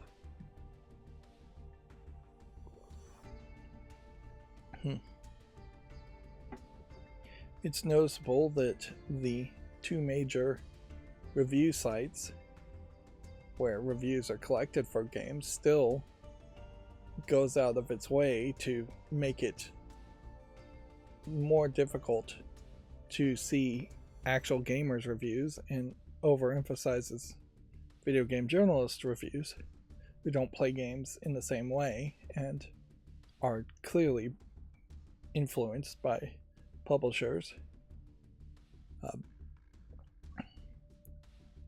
So yeah, there's really the best way to see actual gamers' reviews on games is just to go to Steam and look at the reviews on Steam, assuming your game is on Steam. That's where the real power is. And that's where perhaps the game awards that Valve does should be expanded by quite a bit and be more of a People's Choice Awards than it really is. Because the Valve Steam Store Game Awards don't have enough categories for the amount of games that are actually being released. And again, I don't think they really should just be one winner. So many games come out, it really should be that you're giving out 10 or 20 games in every category as far as just winners. Equal winners in first place. Moving on, a game based on the cult anime, if I guess it's technically an anime, Samurai Pizza Cats, is in development. Yeah, I would have to assume Samurai Pizza Cats was just one of those weirder kids animes that were made in the early 90s.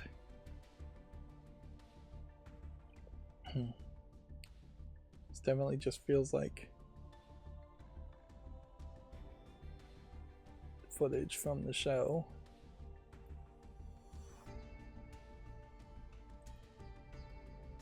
I definitely feel like there's a case here where some of these old cartoons were never really that popular, and there's just now been enough time that they are trying to convince a new generation of people that they were popular. Although nostalgia can cover up almost any flaws in anything. This may very well also be a case where somebody had already made a game that was a platformer, and they thought, hey, if we can get a license and put the characters in the game we've already made, it would sell better. What consoles is it? Do they say? That might be a interesting twist on this. It's the 35th anniversary of the anime. It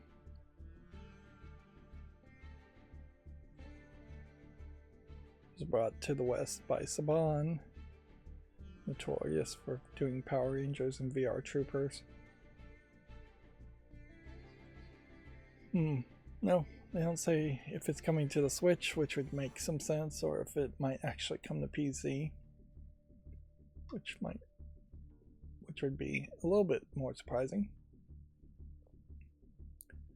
The Hades 2 developer says it won't recast anyone after striking voice actors say they may be replaced.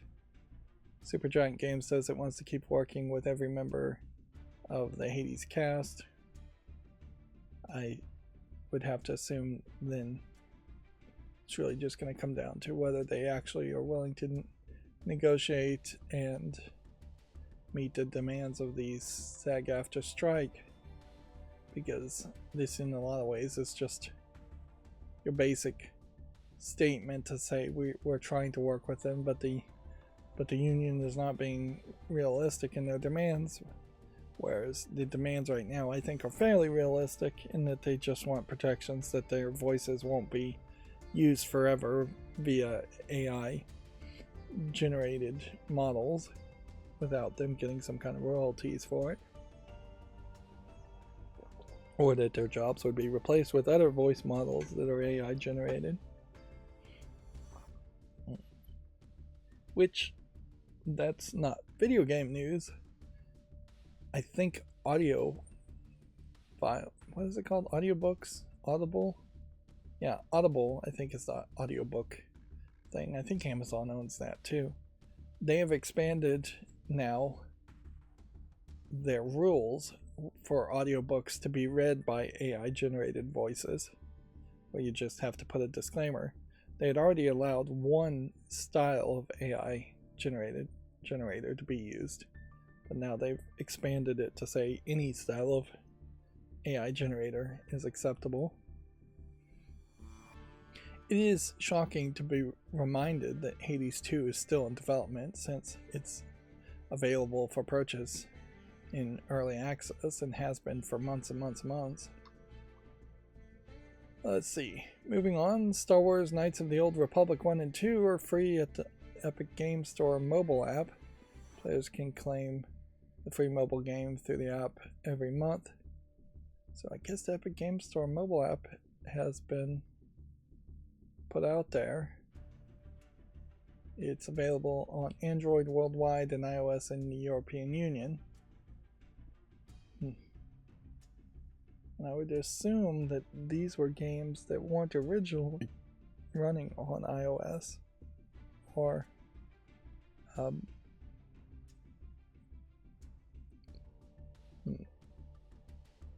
And I would assume that these games actually do run on iOS and Android. And it's not just the case that you have to use the mobile app to claim PC games that you would then install on a PC and play.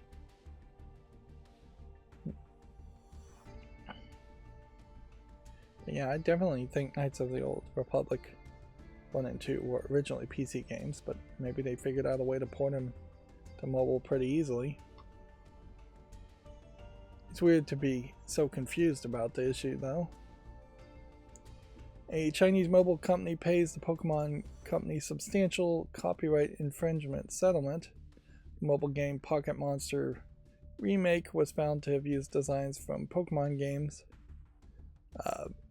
Well, I think that might be fairly obvious if this is from that this looks substantially similar to Ash Ketchum. At the very least, that looks exactly like a Pokeball. These you could get away with. It's not being Pokemon, and as far as this character, this may not be from Pokemon. The characters in the background inherently have to be from Pokemon. Well, Pikachu airs on a Pikachu car. Definitely feels Pokemon-like. Even this trash can might be Pokemon-esque.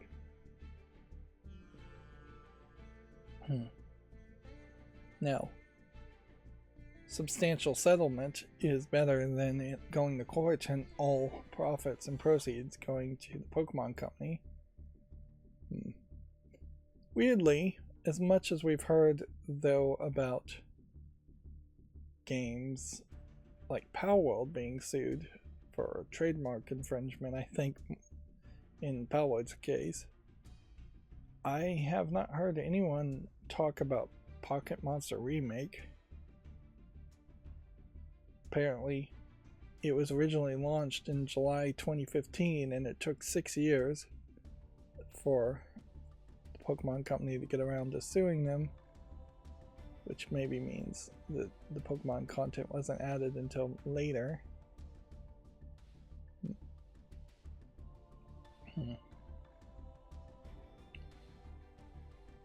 This may very well be a case where Nintendo was trying to make a precedent, but if there's a settlement that was made, that tends not to actually create a legal precedent, it could be used in future lawsuits like with Power World. But yeah, assuming this is a screenshot from Pocket Monster Remake, then that definitely feels like copyright infringement to me just because of the Pokeball alone. So I basically have to leave it at that.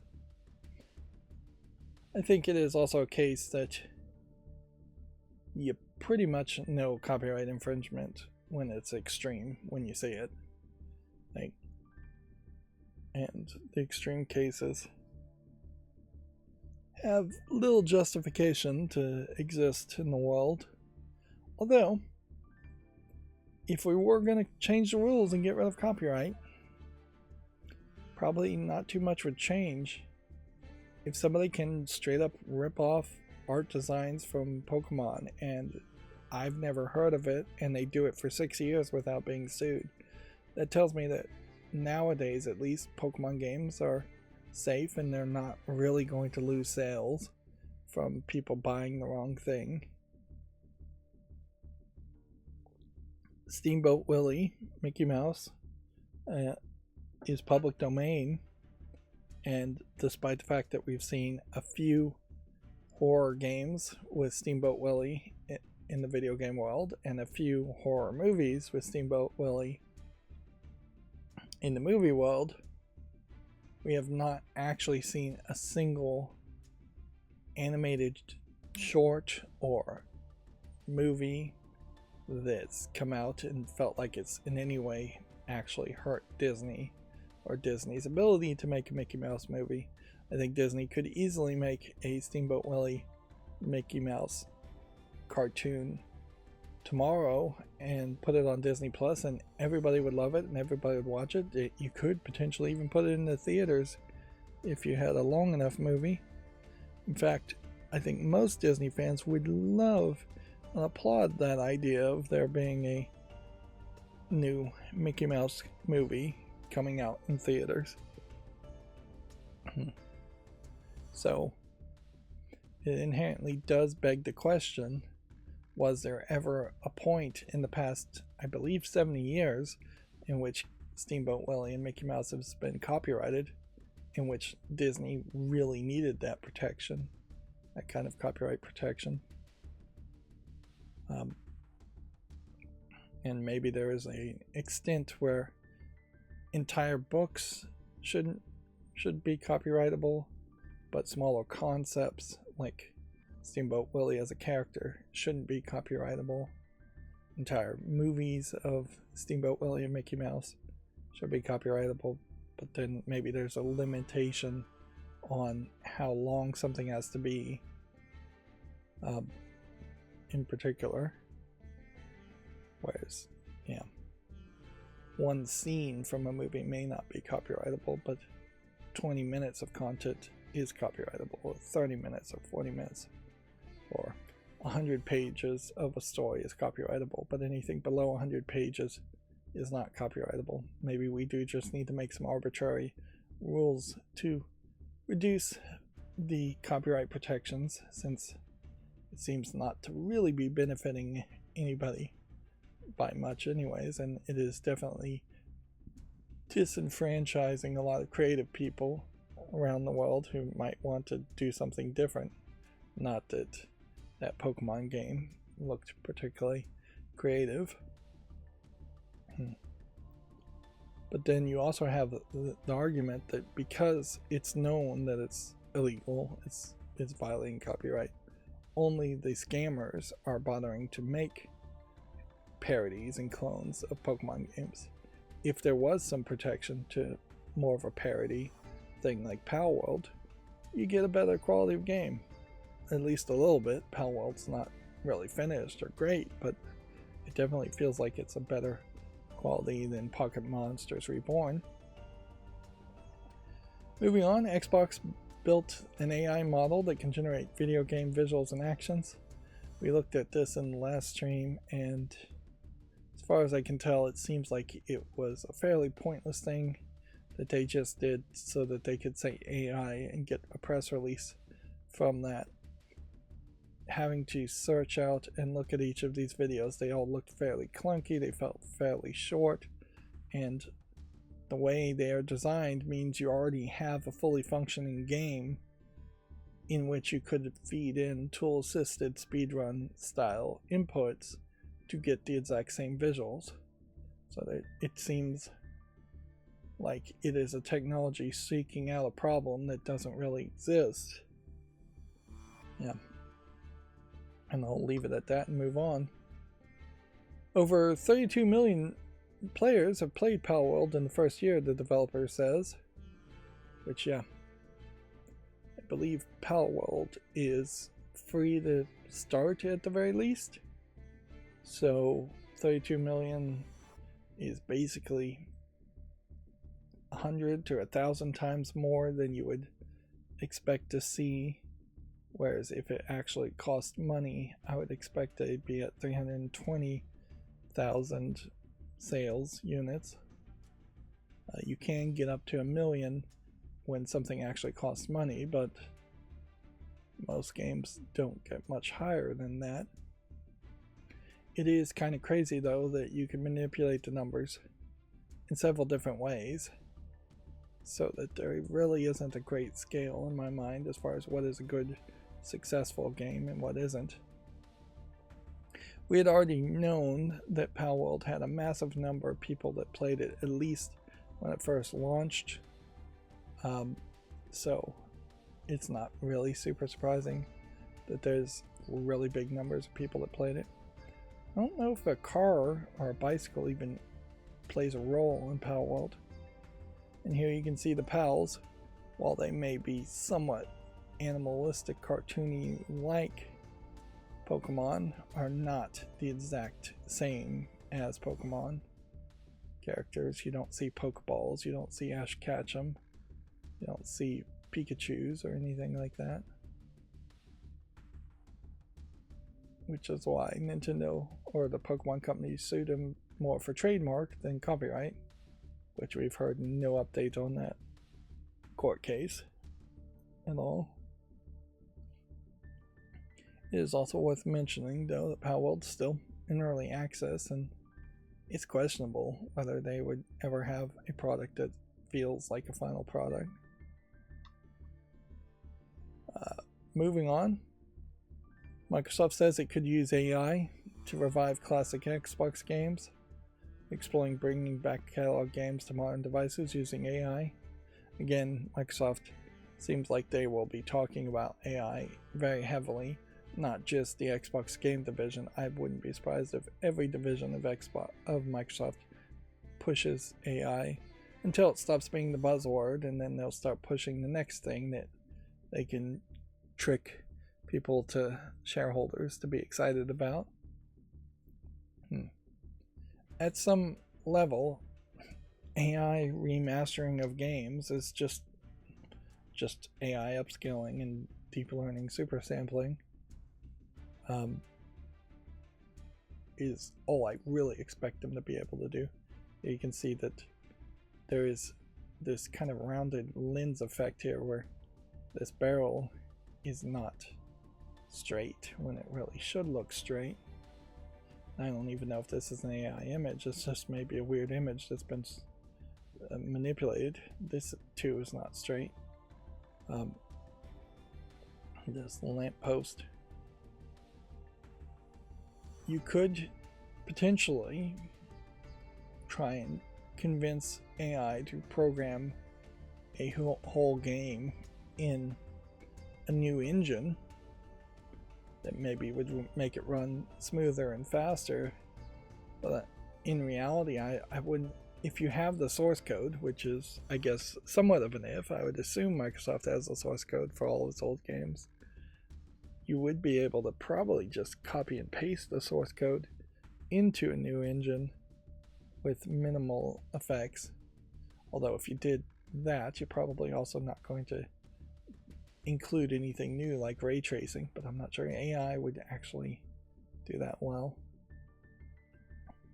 Coding does take time, so that there is this temptation there to have AI do a first pass and write a program for you, and then hopefully have a team that's skilled to go through that AI code and optimize it and work with something instead of starting from nothing or starting from older games. That being said, I guess it also is worth mentioning, does Microsoft even really have a big enough back title of games to be excited around that? And are we really going to be excited about old games that are clearly of such little priority that they're just going to have AI do it? If anything, AI remastering old TV shows, it feels like that's more reasonable, that's more excusable. Like either you're going to not see the show at all, or you're going to have AI remaster it.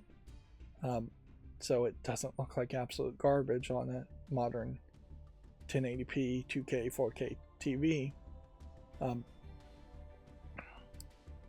But yeah, once you start to get into games, particularly games, like I have no idea who this character even is, and what game that's from. Yeah, games that people are excited about, like the original Perfect Blue, for instance, might be a great example.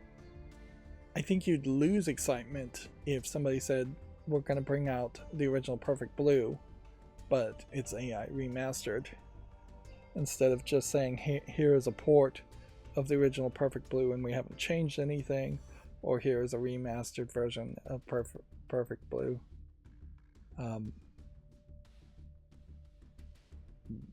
That artists have touched and artistically, carefully have improved. I keep saying Perfect Blue. That may not be the game I'm thinking of, because there's an anime called Perfect Blue. Is there a game called Perfect Blue too?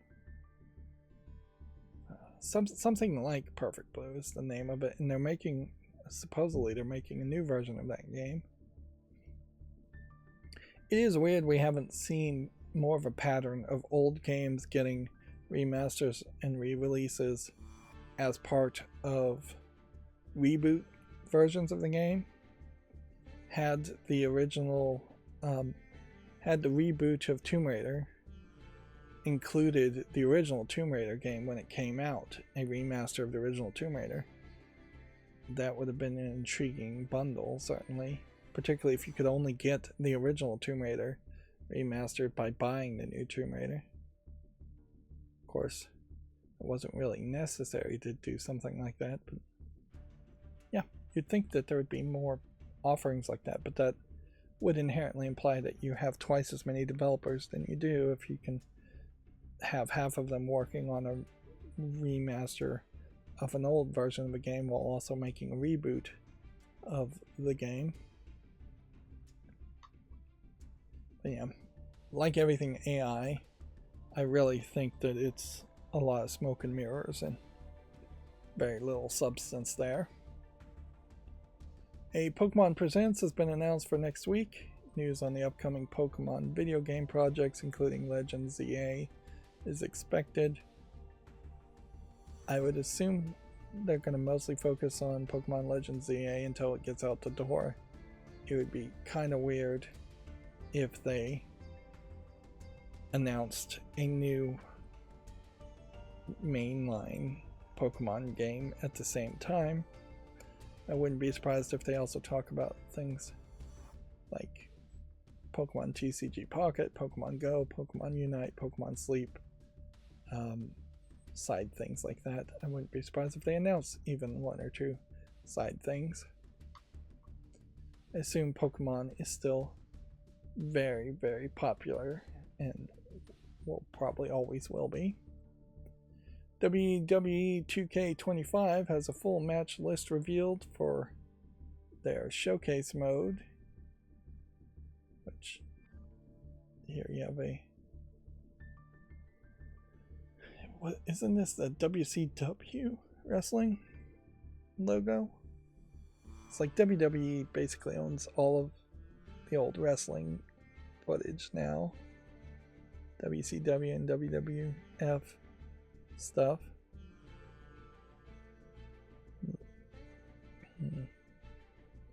So you're gonna have some old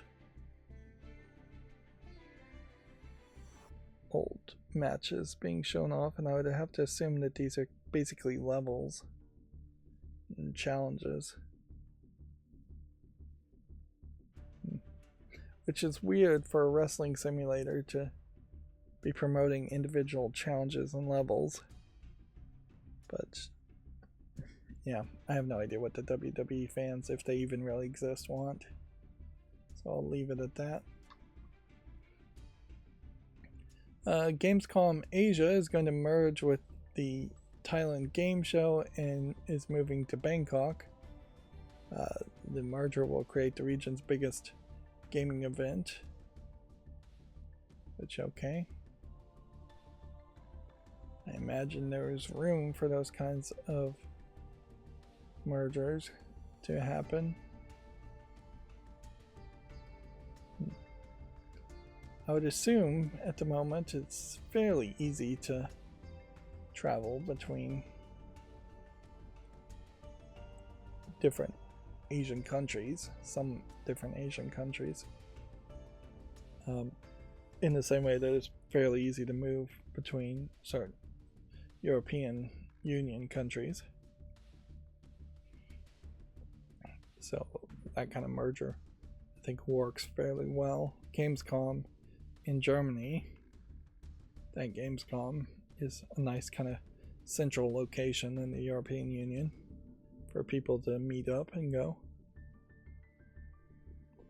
And the land masses are just not anywhere as distant as the United States, where arguably there really is an argument that if there was a Gamescom-like event in the United States, there really should be one somewhere in each of the four corners of the United States, somewhere close to Florida, California, Washington State, New England area, and very possibly one right in the middle. Arguably, there's an argument to have one in pretty much all 50 states as far as events go. And that is a point to make, is that particularly in the United States, where cities are often very far apart from each other and states are very far apart from each other, it is a much bigger commitment and much more difficult to go to these kinds of events as a gamer than, say, having a game event in Tokyo, where a large majority of the populace of Japan live in Tokyo, or could reach Tokyo by train very easily. Moving on, Marvel Rivals has passed 40 million players, in comparison to Palworld taking an entire year to get to 32 million players. Again, Marvel Rivals, I believe, is free to start. And then the user reports a net revenue of 2.9 billion, yet they just laid off people. So, yeah. It definitely doesn't inspire loyalty from gamers, I would imagine, if gamers are paying attention, to continue to play Marvel Rivals when they continue to make money and yet are laying off people who very possibly are the people that were making Marvel Rivals the game that it is. Moving on to the Gematsu articles. I think all of these opened up. I'm going to cross my fingers and hope that worked. Devolver Digital and Dead Toast Entertainment have announced a side-scrolling precision platformer called Shotgun Cop Man for Switch and PC, which definitely feels like it is yet another Devolver Digital joke game more than anything.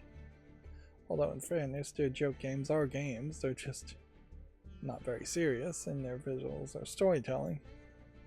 Dragon Ball The Breakers Season 8 launches February 28th with Golden Frieza joining the fray. I did see a slick deal sell for Dragon Ball Super on, I think, Blu-ray, not 4K UHD. I haven't actually watched Dragon Ball Super, so I didn't really think it was worth the money.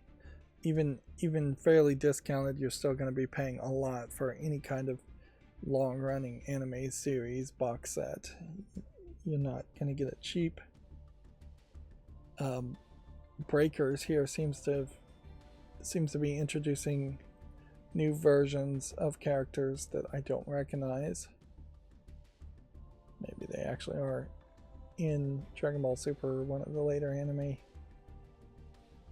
shows. But yeah,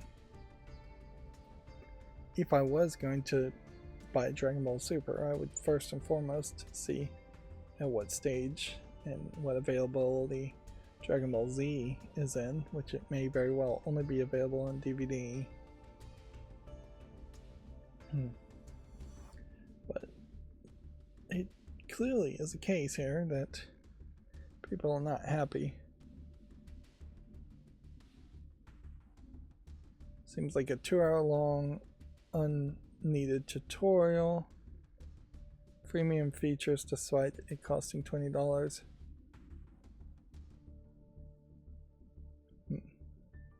Have to buy characters, which limits gameplay. Game forces you to do the worst tutorial ever. In the game, matchmaking took so long, there's no players active. Let's do some research there.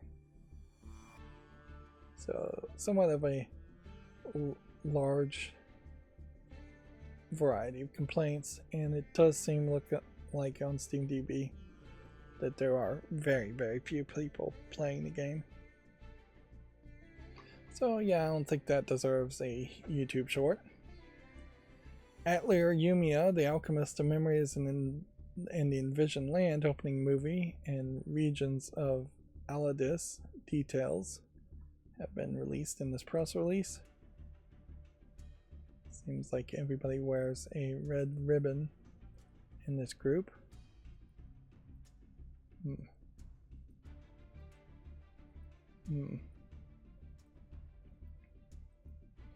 Increasingly, I question whether I would want to play a game where it's level 51 level up, unless it is a fairly fast experience, which I think the Atelier experiences tend to be medium fast experiences.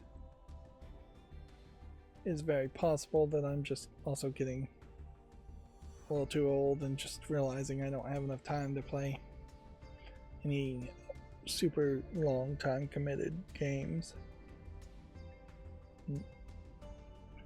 Particularly for the Atelier series, I think I would go back and play the previous series that was really popular before even thinking about playing Yumiya. Care Bears to the rescue for the PS4 and 5 Xbox One series launches on March 6. It's currently available for Switch and PC. I saw a YouTube video talking about the Care Bears, has basically saying they were never really that popular. I do remember them. I do honestly don't think I really cared about them too much. Maybe I was probably too old. It is kind of crazy though that they wouldn't have continued to push and make remakes of Care Bears to do something with them, like just because the name recognition is certainly there, even if you're just going to reboot the story and the concept there. As far as very early young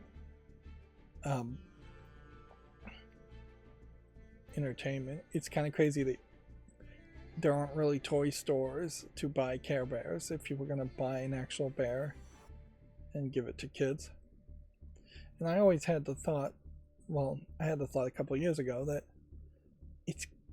you could have like a whole spin-off of a second series of dolls called the Scaredy Cats, where instead of bears it was cats, and instead of representing positive emotions it was cats, it was fears. And then you could have a second series specifically for children who have anxieties and have cartoon episodes where the Scaredy Cats, with the help of the Care Bears, overcome their fears. And certainly, yeah, that doesn't even seem like that's that creative an idea, that somebody wouldn't have thought of that and done that before. But yeah, it makes a lot more sense for there to be a Care Bear game and promotion of Care Bears than it does for there to be a Samurai Pizza Cats game. Weirdly, there might actually be more nostalgia for Samurai Pizza Cats than Care Bears.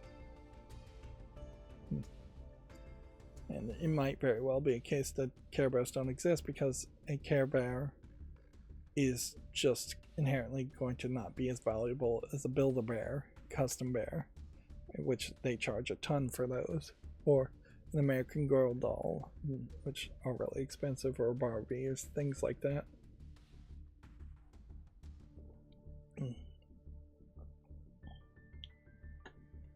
It is also kind of weird that you have like Teddy Ruxpin, who had one reboot, but at the moment really isn't available to purchase in any or use as far as a teddy bear that speaks to you and reads to you.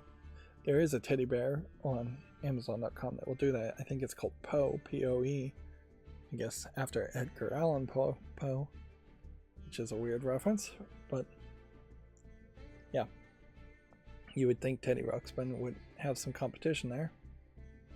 Moving on, actual sales units here for Earth Defense Force 6 have topped 600,000 units,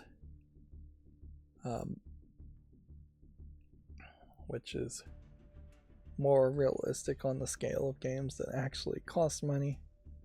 It is a shame that the Earth Defense Forces games still are not particularly highly polished. Otherwise, as a concept, they should be competing heavily and frankly defeating games like Helldivers, where you're basically doing very similar stuff. Metal Bringer launches March 12th. It has a PC demo being updated.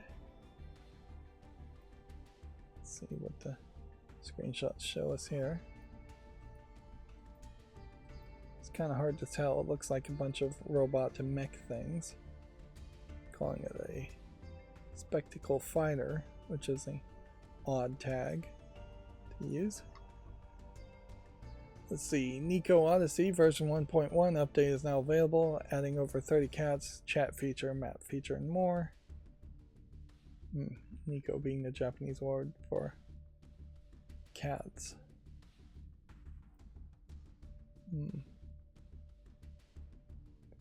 Have I seen this one on Steam before? Probably. Yep. December 16th, 2024. Still, it's been about a month or so, and barely above 27 reviews and barely above 70% in positivity. It's hard to feel like a game like this is really relevant enough. Like, I've always held it to the rule that if it's going to make it from the fall list to the wish list, it needs to have at least 30 reviews and be mostly positive. And this game is struggling to meet either one of those metrics a month in. Of course, there is a major danger in holding games to any level of relevancy, because the reality is, for most gamers, 4, 5, 6 games a year are relevant and the rest are not. And I definitely want to cover more niche games than that. Let's see, the Tales of the Shire, the Lord of the Rings game, has been delayed to July 29th. It was originally coming out March 29th. This art style looks very different from what I've seen before.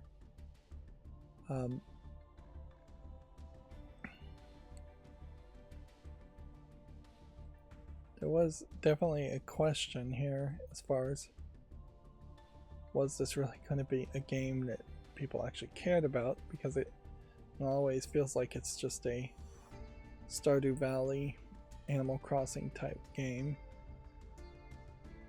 which has a weird art style applied to it on top of that.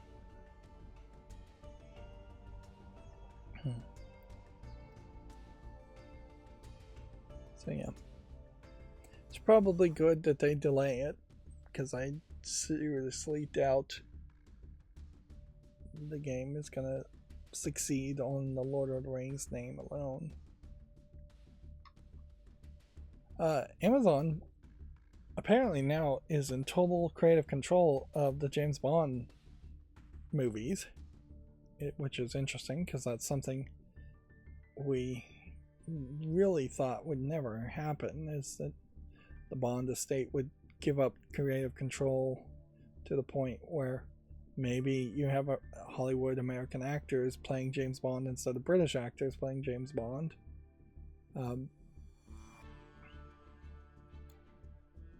And that has nothing to do with nothing, but it did remind me that Amazon also just renewed the Rings of Power series for yet another season, despite what seems like very low affiliation or low positivity around the Rings of Power series. It might very well be a case that they're just committing to it to have a complete story, which in fairness, I can't blame any streaming service for doing the right thing and making sure series actually have endings. If that's one thing we could get from streaming services, I'd be very happy. We talked about this before. Black Ops map teases Tony Hawk Pro Skater announcement for March 4th. There's now an update with a countdown website. So we'd assume this is Pro Skater 3 plus 4.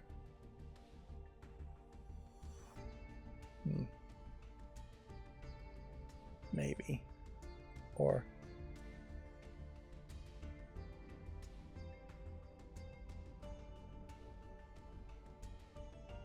yeah, I'm trying to read this and see. Yeah, I assume it's 3 plus 4 and not a re-release of 1 plus 2 again. I'm gonna make that guess and move on.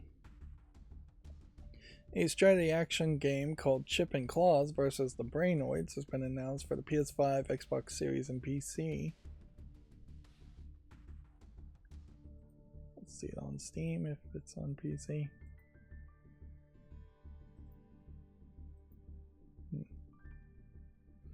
Well, it looks like it definitely could be something. That's basically all I have to say. Scar-led Salvation for the PS4 and 5 is coming to the West on May 29th alongside PC.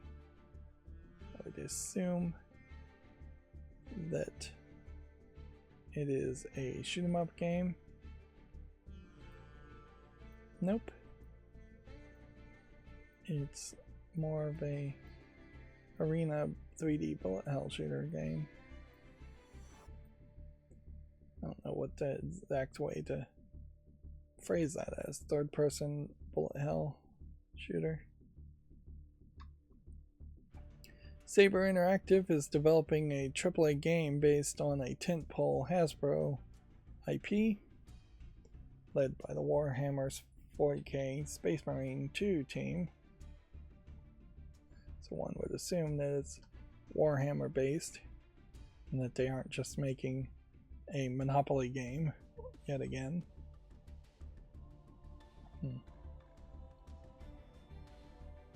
Hasbro maybe doesn't have Warhammer 40k, so maybe they're making Dungeons and Dragons.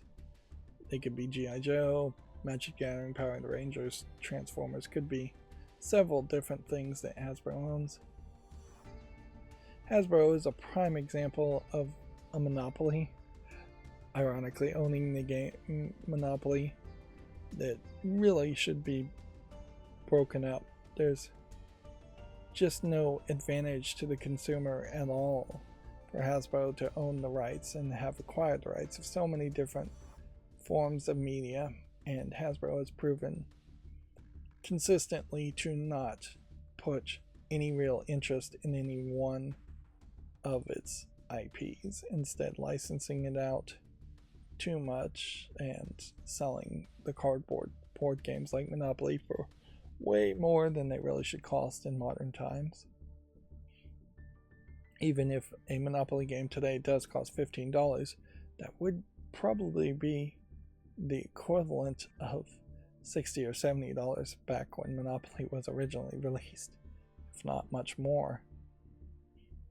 And since it is just cardboard, it should be a lot cheaper than that.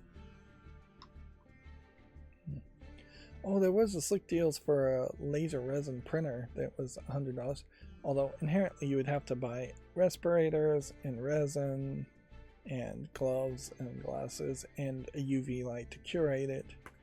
But it was like a 8K 10.7 inch base laser resin printer where it prints things upside down and cures the resin using its 8K screen to bring points of brightness, UV light that would cure the resin and make it hard, while points of darkness would not cure the resin and leave it liquid form. $100 for something like that was, I think, about 70% off. A huge deal there. Unfortunately, I just don't really have any thoughts as what I'd do with it as far as resin printing and 3D printing.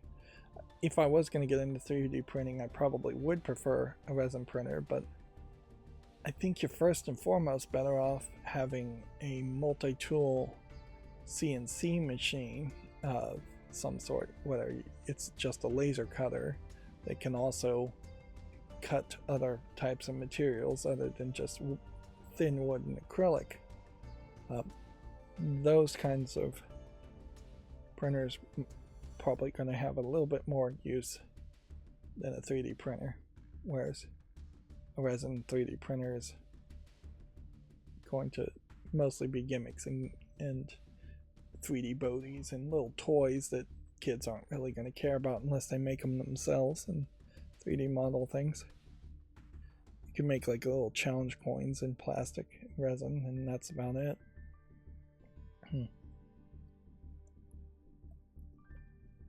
So yeah, so I passed on that by just not having really a good idea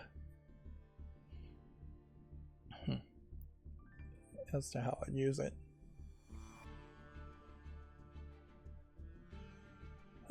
Moving on. Let's see, I need to hurry up or this is going to be yet another 4-hour stream.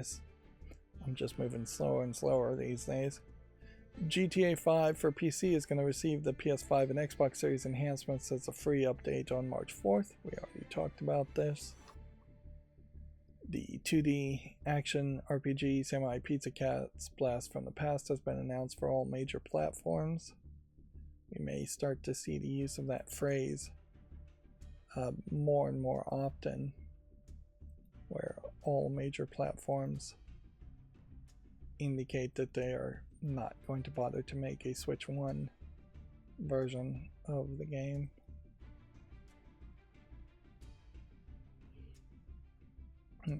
Here's a great example of something that I definitely should make a YouTube short on, because now anytime people search for Samurai Pizza Cats, they may be brought to my YouTube short on YouTube.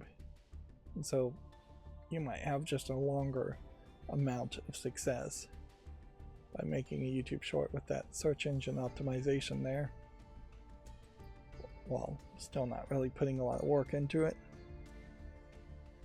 Dune Awakening for PC launches May 20th. Let's see. Do we get that on the follow list? I really should take some special effort and time to get these links open first before I start streaming. A game called Esophagize launches this spring for PS5, Xbox One, and Series, and Switch and PC. Seems like it's people that can stretch out their esophagus quite a bit. for their neck in general. It feels like something that they had thought of a name before that was funny, and then they made a game around it. Yeah, it definitely looks weird. Perhaps a little off-putting, but I'll give it a chance. PlayStation Japan has a From a Small Room lineup video. This is, again, one of these examples where the Japanese advertisements are going to be fairly different from what they advertise in the West.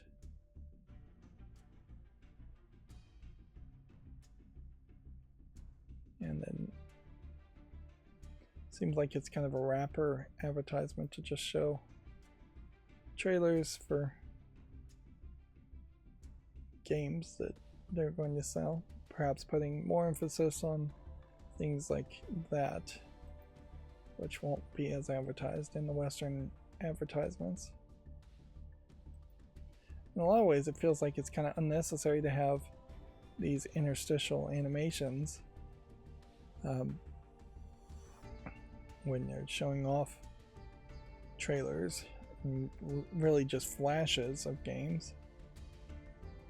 One thing I do see from this, though, is that it feels like there is more of an emphasis under new leadership at Sony, at PlayStation, now to actually promote games, and instead of just having ads that try to evoke the feeling of games instead of actually promoting specific games. And it definitely feels like, at least for this Japanese advertisement, that they're showing off actual Japanese games, which is something we haven't seen a lot of lately. So there might be a shift in focus there to seeing more Japanese games come out for PlayStation and be advertised more.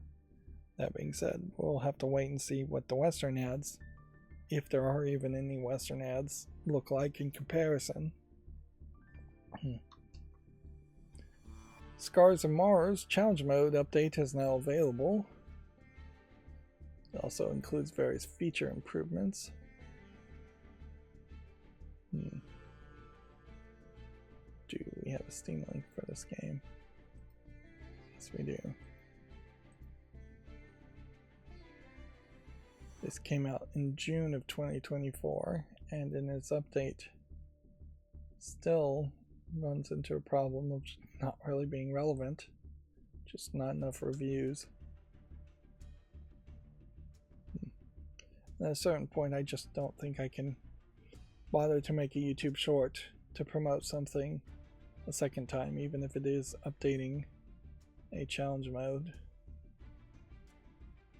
It is a shame that you can't continue to work on games and improve them and get that second pop of attention, but I mean, it's just how Steam works, and just how the real world works, is that you only get one bite at the apple when you first release a game, so your game needs to be particularly good and gain a level of popularity and have people actually playing it for it to be relevant, and no amount of updates is likely going to change a negative trend of player base like this. 1, online right now, 2, in the past 24 hours. This game is incredibly irrelevant at this level. Cladoon X3 details magic circles, according to Gamatsu, which I suppose you can read this article if you're interested. Huge amount of screenshots and stuff. The Pokemon Presents is set for February 27th, celebrating Pokemon Day 2025. Still celebrating Pokemon Day. I assume they never missed a year there from what they called Pokemon Day, which I would assume be the same day, both in Japan and the West, as to when Pokemon was first released in Japan. I think Pokemon came to the West about a year after it was in Japan, maybe even 2 years, but probably on the exact same day. So there wouldn't be only one Pokemon Day. The Famitsu sales from the 10th to 16th have been updated. Let's see. Urban Myth Dissolution Center is new for the Switch in the number 4 spot. And then our first PlayStation 5 game is in the 11th spot. And then Sid Meier's Civ 7 is in the 12th spot for the PS5. And that's new. And let's see. Urban Myth for PS5 is way down into the 26th spot with Hyper De-Evolution Noir Goddess Black Heart in the 26th spot for the Switch. Still same old. Massive amount of Switch games selling and massive amount of Switch hardware selling. And maybe at some point we might see the PS5 original non-Pro version outsell the Switch Lite, but it's unlikely to ever outsell this OLED model until the Switch 2 comes in, at which point the OLED model and the Switches may drop way down, but then the number of sales for the Switch 2 may be massively high. It would be very intriguing to see if on a weekly basis you're seeing 60,000 units being sold in Japan alone for the Switch 2. Still seeing fairly high numbers for the Xbox considering how little success it's had. Let's see, Yoka Replay E Retro Bites Back trailer is available. I guess Yoko Replay is a new game. Feels like it might very well be a side game with a different art style than what you'd expect from Yooka-Laylee.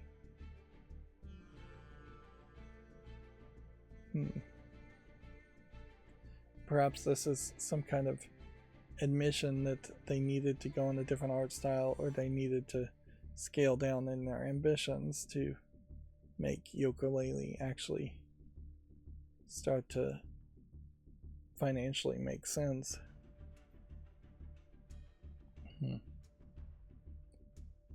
Yeah, it definitely feels like there's a game here, but I'm not 100% sure this is a Yooka-Laylee game. On the other hand, this does certainly evoke some vibes of some of the Mario games and Mario 64 type games, some of the maybe side Mario games. So if this is on PC, which it seems like it is, then that opens up some possibilities.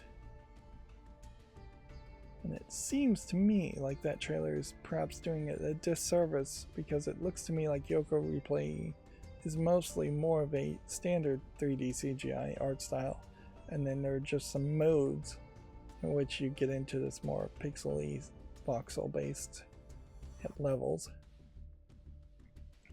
which might speak to more of a variety of gameplay. So yeah, apparently it's to be announced, which is perhaps the wrong label to have on Steam at this point. But yeah, that might have been a mistake trailer. Might confuse the issue as to what the game really is, or what to expect from the game overall. Cataclysmo launches March 20th. It's a real-time strategy and tower defense game currently in early access. Being a tower defense game, I probably won't give it too much attention. That being said, you cannot deny that it is very positive with a lot of people playing it. It does kind of have this voxel look to it, and in general I'm not a huge fan of the voxel. And then it's kind of hard to say if something is rated very positively and it's a single player game it probably doesn't really matter how many people are online at that point. So I don't want to lean too heavily on the SteamDB plugin to see how many people are online. If anything, what turns me away from this game more is the voxel visuals. That's going to bring us to gaming on Linux articles, which we may have some duplicates. Once again, them showing off games that are being given away.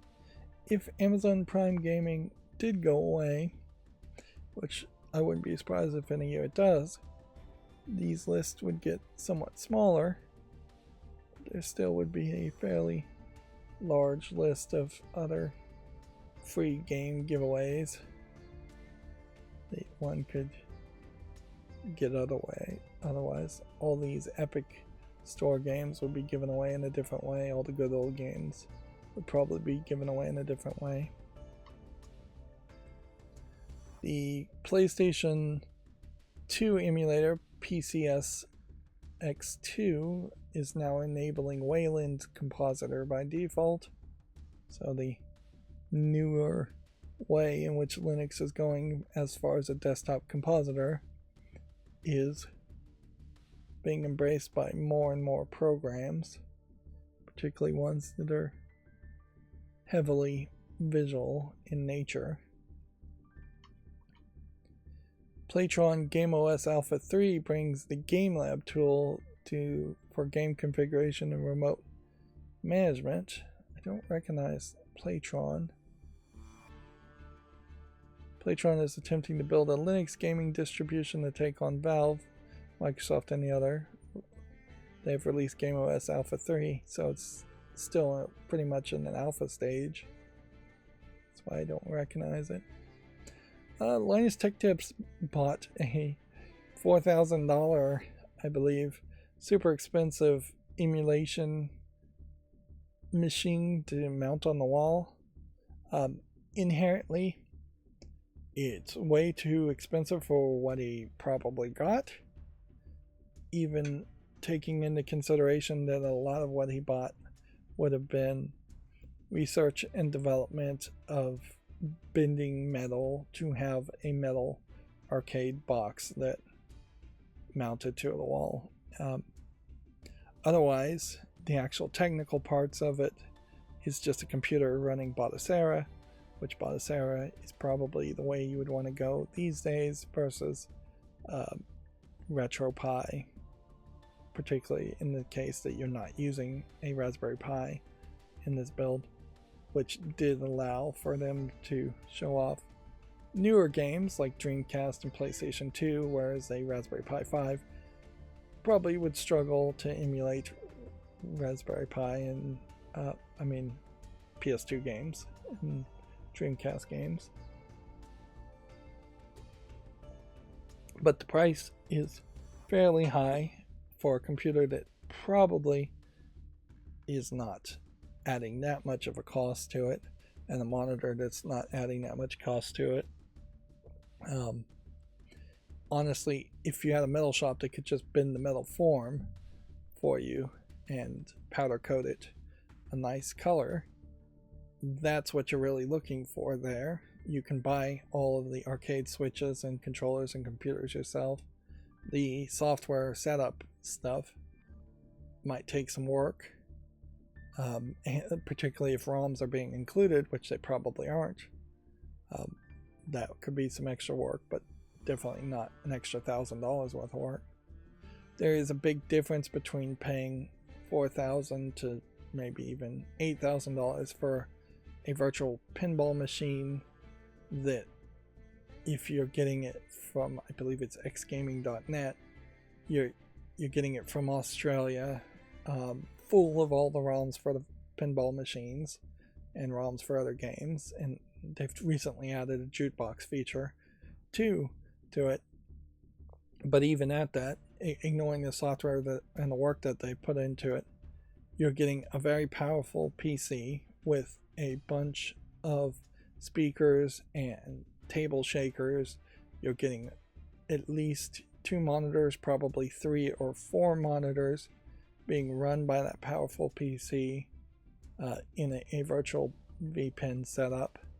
You're getting a lot of polish, a lot of work, a lot of custom printed side art on something that looks like a pinball machine that has plungers and buttons and is doing as best as it can to actually simulate the experience of playing on a pinball machine, and also letting you play arcade games too.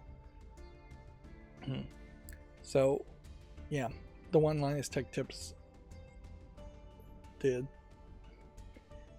maybe $800 at most would be the amount I would suggest there, and that's still really extreme. It really feels like that same kind of build could be flat packed pretty easily out of particle board, laminates on the side, just in the same way that arcades are made out of wood with laminates on the side, and it'd be more of a do-it-yourself assembly situation. That'd probably save a ton on shipping, and then the software, hardware stuff really should only add about, maybe if it was a really good computer you'd get it up to $1,800, but yeah, it's still twice as expensive as I would expect. Noticeably, Linus Tech Tips is going more and more into the emulating, pirating direction, talking about that. That's clearly getting him more views and clearly interesting his channel more. Whereas he was previously not willing to talk about such things and go in such directions. Still, what he was showing there is way more expensive than buying a Steam Deck, setting up a Steam Deck through the software to run ROMs, and then plugging in a wireless or USB fight stick. You could buy 2 to 4 really expensive fighting sticks for that price and a Steam Deck, and still save probably a couple $1,000s. This has nothing to do with Playtron, which I really would want to find a link to this on their website, so let's go and look at that. Yeah, I have not seen word one of this, although maybe I did see it. Like, inherently though, when you have something that is promoting itself because it was featured in mainstream media news, it probably means you are spending a lot of time promoting yourself and less time actually getting things working. They are effectively trying to make a competitor operating system that you could put on the Steam Deck and other handheld devices, which that kind of competition might make some sense. It seems like they also are trying to sell hardware.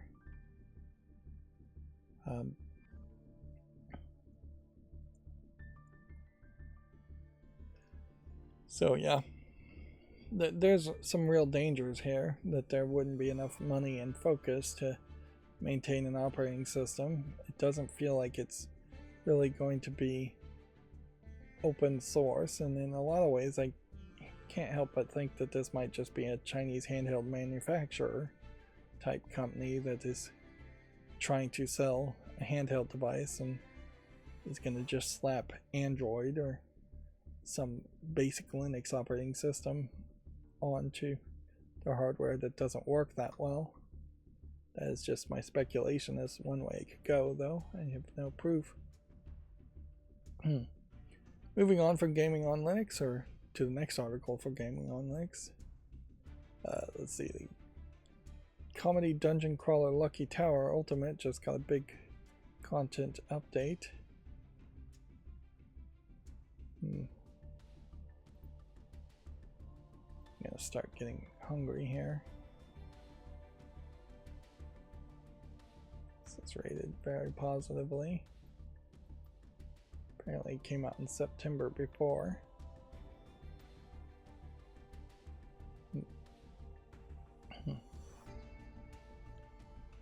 did eat something before streaming, but frankly, that was 3 hours ago too.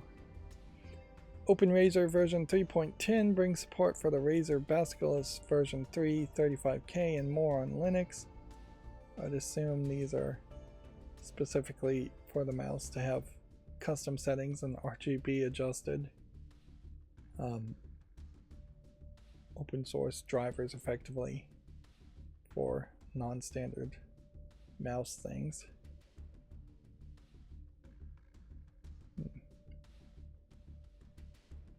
At some point I probably should find a new mouse for myself instead of still using a Logitech, what it is, M510s, which I've been using and replacing over the past decade over and over again. It's a fine mouse and I like how it works, but I also haven't shopped around and found anything better. It's one thing where something like Best Buy can be very helpful is if you can actually go to a store and try out a mouse and keyboard before purchasing it, like an office supply store. Indiana Jones and the Great Circle has gotten Deep Learning Super Sampling 4 and FSR 3.1, but it ranks it on Steam Deck and Linux with Mesa. So they take it and they give it away. I had a lot of concern looking at the original trailers of Indiana Jones that it would be a lot of puzzle solving and very little action, and that action may very well be limited to a few cutscenes. Having seen some reviews from that, I think I was not accurate in that concern, but I am wondering if there's perhaps just a general lack of enthusiasm around Indiana Jones when there really should be more enthusiasm around something such a big name title. Maybe Indiana Jones is just not really that popular these days. But yeah, I've not heard a lot of people sing major praises on as far as YouTubers.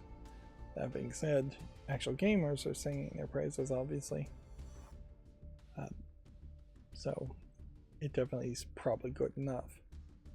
I have no reason to try and find an excuse in my mind to not play this game at some point. But yeah, I may very well just be almost completely immune to hype at this point around a lot of games, because it definitely feels like a game that I should be super hyped to play. Let's see, Marvel's Spider-Man 2 is now Steam Deck verified. That certainly is a big ticket game to be Steam Deck verified. Certainly. And that is the kind of game that you would expect for people to be super hyped on. Weirdly, this is teetering at 70%, but in this case I think if I was going to buy Spider-Man, I'd buy Spider-Man 2 and play it. There's just no way around that. And I wouldn't be surprised if this is one of those games that had PlayStation Network requirements.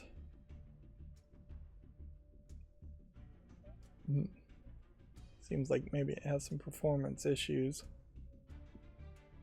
too. That might be where some of the negative reviews are coming from. I still am very much in the case where if I'm going to make content, though, I'm not going to use the Steam Deck to play the game. So there's very little games I'd actually play on the Steam Deck. Let's see. A year later, Palworld hits 32 million players while continuing to fight off Nintendo. Which, okay. It is a shame that that's the headline instead of a headline where version 0.4.15 was also just released. Where that would ideally be a bit better headline. Although it's also worth pointing out that if you're at version 0.4.15 a year later, you're not even promising that the game is going to come out of early access by this time next year.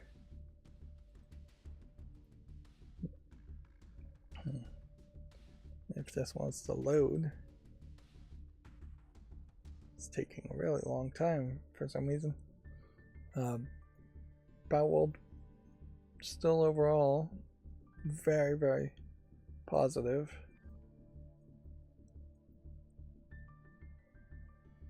You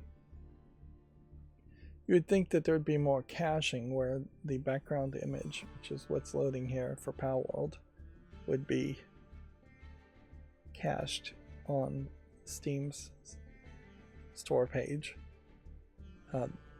more as a higher priority than your average game, instead of it taking forever to load there. Yeah, Palworld still really well received. No need to make a new YouTube short around it though. Phil Spencer of Microsoft Gaming thinks generative AI will help game preservation. Inherently, I cannot agree that you're actually preserving a game if you're just using generative AI to make something different. The argument there would be he's effectively trying to say that if you had ChatGPT rewrite, let's go with a Hamlet as a play, are you really preserving Hamlet if you have ChatGPT change words and phrases and rewrite it and make a completely different derivative thing? There's a incident with the Library of Congress in which they only allow the original copies of things, of films, to be preserved, and they've told George Lucas that if he gives them the original copies of Star Wars, they'll preserve it, but he wants to give them the remastered versions of the film, and they're like, no, we only take the original versions. Now, arguably, it's worth preserving both, but also you definitely would want the originals.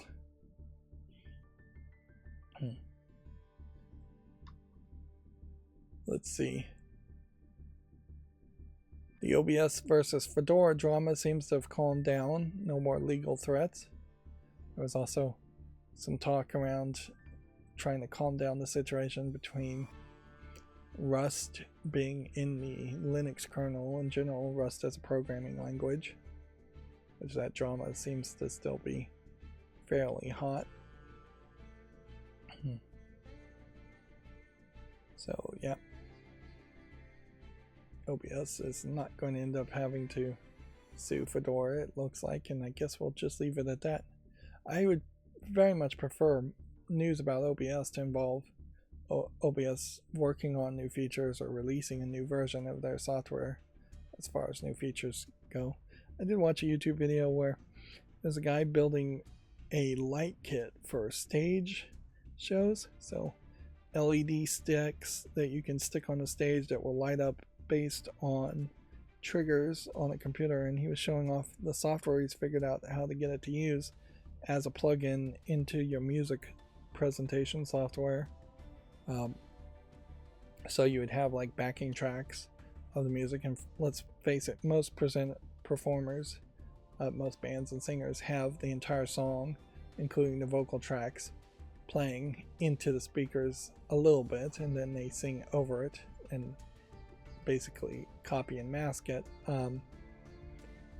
doing the whole Milli Vanilli type thing, which nobody cares about anymore. So it was an interesting thing to see this plugin designed being able to be used. It wasn't really designed for this, to control a large amount of LEDs and do all kinds of stage lighting, doing an example song at the very beginning of his video, which is weird, instead of putting it at the end, and his example song definitely overusing the lighting gimmicks. But yeah, that kind of presentation and integration is intriguing, although it doesn't really have anything to do with OBS. I don't think you could easily control too much with OBS. That being said, there might be a plugin that would send out just a MIDI signal, and that's all you really need. If you could get OBS to send out a MIDI signal to a different program, you could control lighting in your studio while you're filming. Although you probably wouldn't get too fancy with it. You probably would just turn off certain lights or turn on certain lights when streaming. Moving on, take a trip through an indie dev brain in Terry's other games from Terry Cavanaugh. We had already kind of talked about these games, but you have to kind of know who Terry Cavanaugh is for any of this to make a lot of sense. He made Dicey Dungeon, Super Hexagon, and VVVV. So these are smaller experimental games that he's got on sale. 100% positive. Questionable relevancy though. Particularly since, while I played Dicey Dungeon, I think I have. I don't think I've played Super Hexagon or VVV, and I don't think either one of those games are actually the kinds of games I would want to play. Monster Train 2 was announced with a live demo. I think we already made a YouTube short on that, which probably means we are approaching stuff we've already talked about. There's been a flood in the Wandering Waters update for Dota 2. Interesting.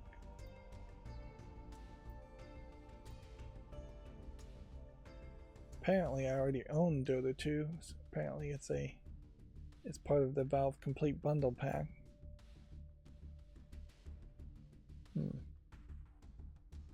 So maybe there's an argument to make a YouTube short there. Probably is, since I don't think I've ever made a Dota 2 YouTube short before. Airport X-Ray Simulator gets a gamepad and Steam Deck beta. Does seem like a kind of weird game that might go viral and be gimmicky. But overall, it also just kind of feels like kind of a boring concept. Mesa 25.0 open source graphic drivers have been released with Vulkan 1.4 and initial AMD RDNA 4 support. So the video card drivers for Linux increasing in their support. Proton Experimental adds fixes for Rising Storm 2 Vietnam, the finals, and more. Proton being a compatibility layer run by Valve based off of Wine. It continuing to get support. Let's see. Amazon's previous VP of Prime Gaming said they, quote, tried everything to disrupt Steam. I think that is probably inaccurate. That being said, they certainly did fail. I will agree on that point. Inherently, they were too early, in my opinion, to try and disrupt Steam. What they should have been doing is, even to this point, giving out games as Steam codes and just get people used to the idea of sometimes getting Steam codes from Amazon Prime, sometimes getting good old game codes, sometimes getting Amazon gaming codes. That it should have very much been a much longer running Trojan horse of a concept. Now, arguably, if Amazon.com is a good website to shop at, which is a big question to ask, because, or maybe it's not, maybe it's just full of way too many sponsored products and way too much of pushing people to buy other things versus the thing you actually went to the store for. It has never been particularly good for gaming and needed a Prime Gaming really should be a storefront where you can buy games either as Steam codes or on other storefronts. It shouldn't just be a page where you get games given away because you have Prime. But yeah, that's where the real competition would have begun, certainly, is that they needed to make a website called Prime Gaming that was actually a competitor to Steam, a place where you would go and see listings for games and see trailers and things like that. And at some point you would need Google to return Prime Gaming search results instead of Steam search results. And they were just never close to that. Meanwhile, they are also tied with just kind of a poorly run Twitch, which I gotta note that Twitch is gonna delete a bunch of my old short content, which I couldn't really care less. They apparently are finally enforcing a rule that they set up years ago. But yeah, they're also tied in with Lumberyard and the idea of making games under Amazon's concept, which has led nowhere.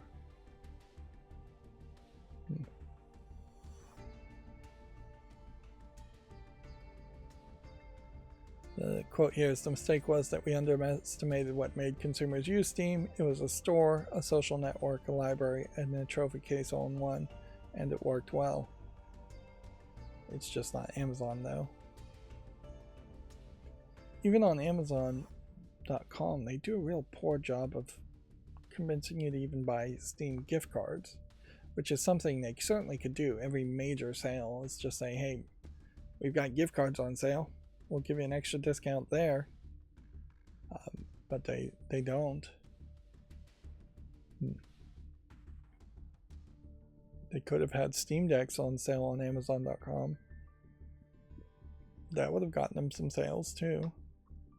Maybe the new leadership of Prime Gaming, if there really is any new leadership, will go in those directions, and we'll see Steam Decks being promoted on Prime Day, Black Friday type sales. That would probably be the best way for them to go.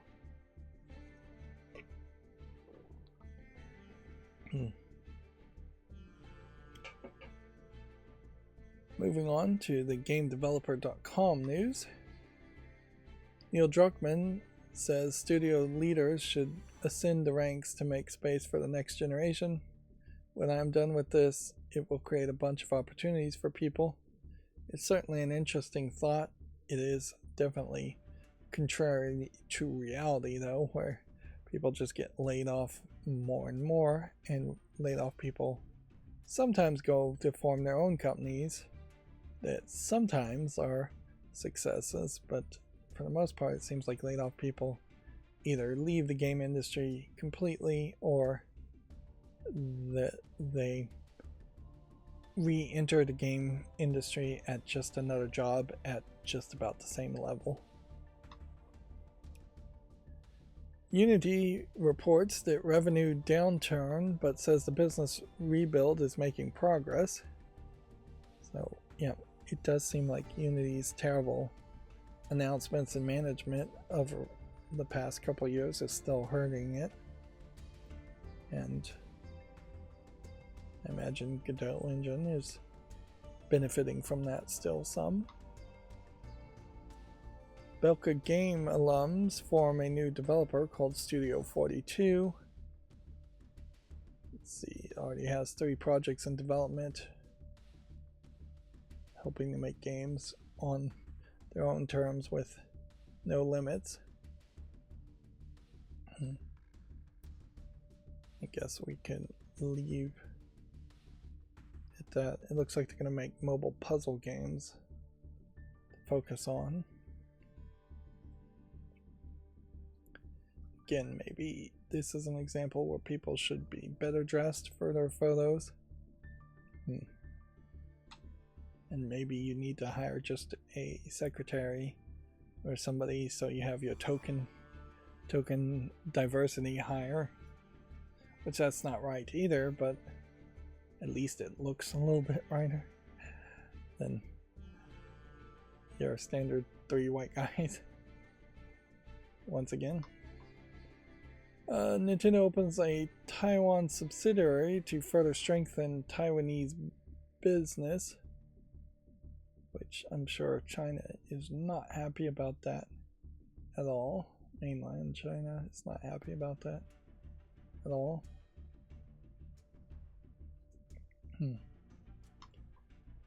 Don't want to go into any further detail there. I don't think it's probably going to matter.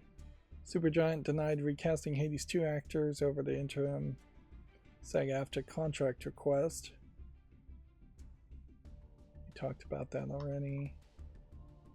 And we already talked about Sam Lake and Lucas Pope being honored at GDCA. There's a report that NetEase cut staff and projects as the CEO prioritizes evergreen mass market hits. Which, yeah. I think we've pretty much seen exact evidence of that. Let's see. Carter Lipskin, Iron Galaxy's business specialist, has passed away. For nearly 35 years, Lipskin worked at developers like Maxis, Sony Interactive, and Iron Galaxy. Let's see. Cause of death not disclosed. He had a history of heart disease, so you can speculate that that was a contributing factor. Then fairly long obituary even for GameDeveloper.com. I guess you can read here. Alright, and that's going to bring us to all the new games on Steam, so let's see if we can burn through these fairly quickly and make it to just be a 4-hour stream and not a 4-hour and 30-minute stream. I wish I knew what caused the flickering issue that seems to happen every now and then. Undoubtedly, I suspect it is because I have sped up the speed at which these pages move, and frankly it's a miracle I was able to even do that much. Flat inside simulator. Yeah, that doesn't look like enough of anything. Rogue rhythm game. Give it a chance.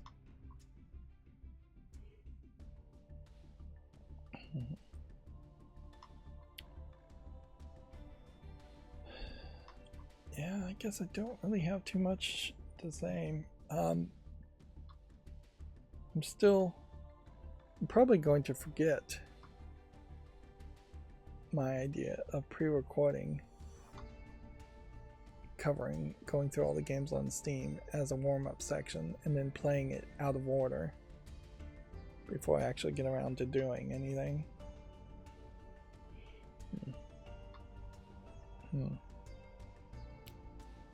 Definitely some of these games we've already looked at.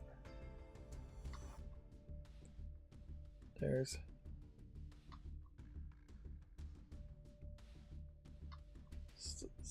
still an issue here where I'm just kind of not feeling like I'm getting around to accomplish anything. It just keeps on happening, and there's some reality to it. So I am not actually accomplishing anywhere as much as I would like. Definitely would feel better if my YouTube channel was somewhat successful, like I was bringing in some actual cash on a monthly basis. That would alleviate some pressure, although it might also just create more pressure to make more content. I really can't go in that direction though. If I somehow became super successful and then people wanted me to put out 2 or 3 times as much content, it'd just be like, nope, that's not gonna happen. I've gotta be realistic here. Yeah. One superpower I definitely would wish I had would be to freeze time and just have more time. Although, frankly, if I could freeze time, I may never unfreeze it. At least not for a very long time.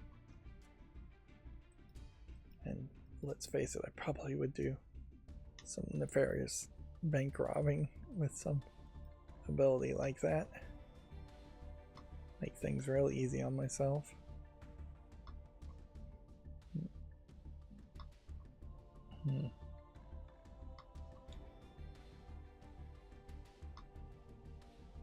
Yeah. Yeah, if I could. Is this in English? If I could just have 48 hours to every... There's another adult game that should be in the adult section. Yeah, if I could just have 48 hours for everybody else's 24 hours. I, at that point, might actually feel like I'm accomplishing a normal amount of stuff. Although in reality, I'm so far behind. Suppose outside of Magic, if there was a brain controller interface that let me play games, which there's a really, really small possibility of that actually happening and working in my lifetime,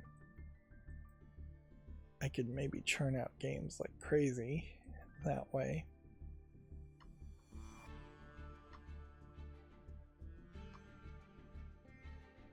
Churn out footage like that. Yeah,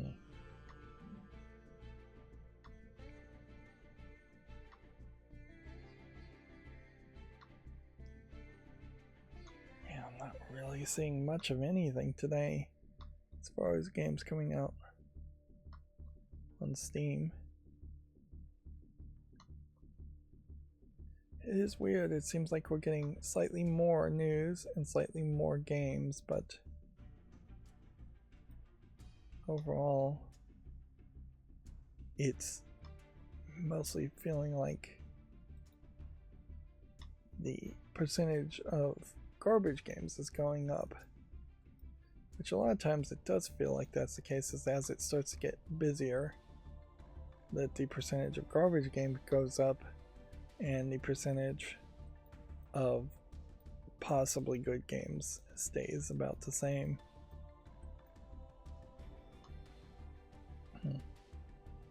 And I don't really have a way of adjusting for that. This is a kind of different art style. It feels like it might be a little asset flippy though.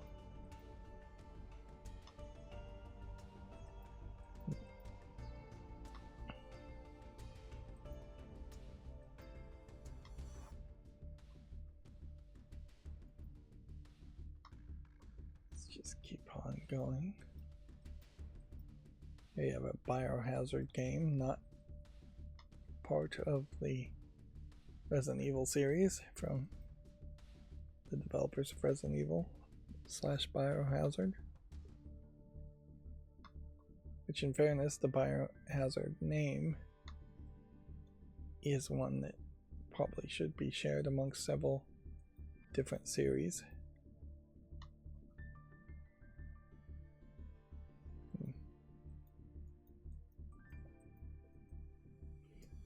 I wish there was a way to make these stream days more efficient, but I don't know how to do it. It would be waking up early and then streaming later, more than likely. So by the time I'm done with the stream, I've done basically nothing before then for that day, and then tend to fall asleep. At best, I wake up in the middle of the night on that same day, and then accomplish very little in the middle of the night, because there's just less of a motivating factor there.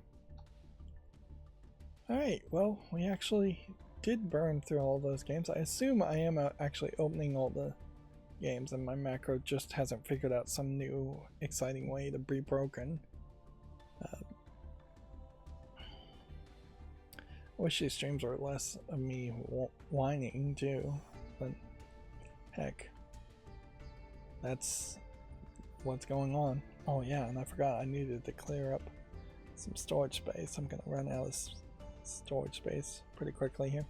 Anyways, that's gonna be it for this stream. As always, I ask you to like, share, subscribe, comment, and keep on watching. Thanks.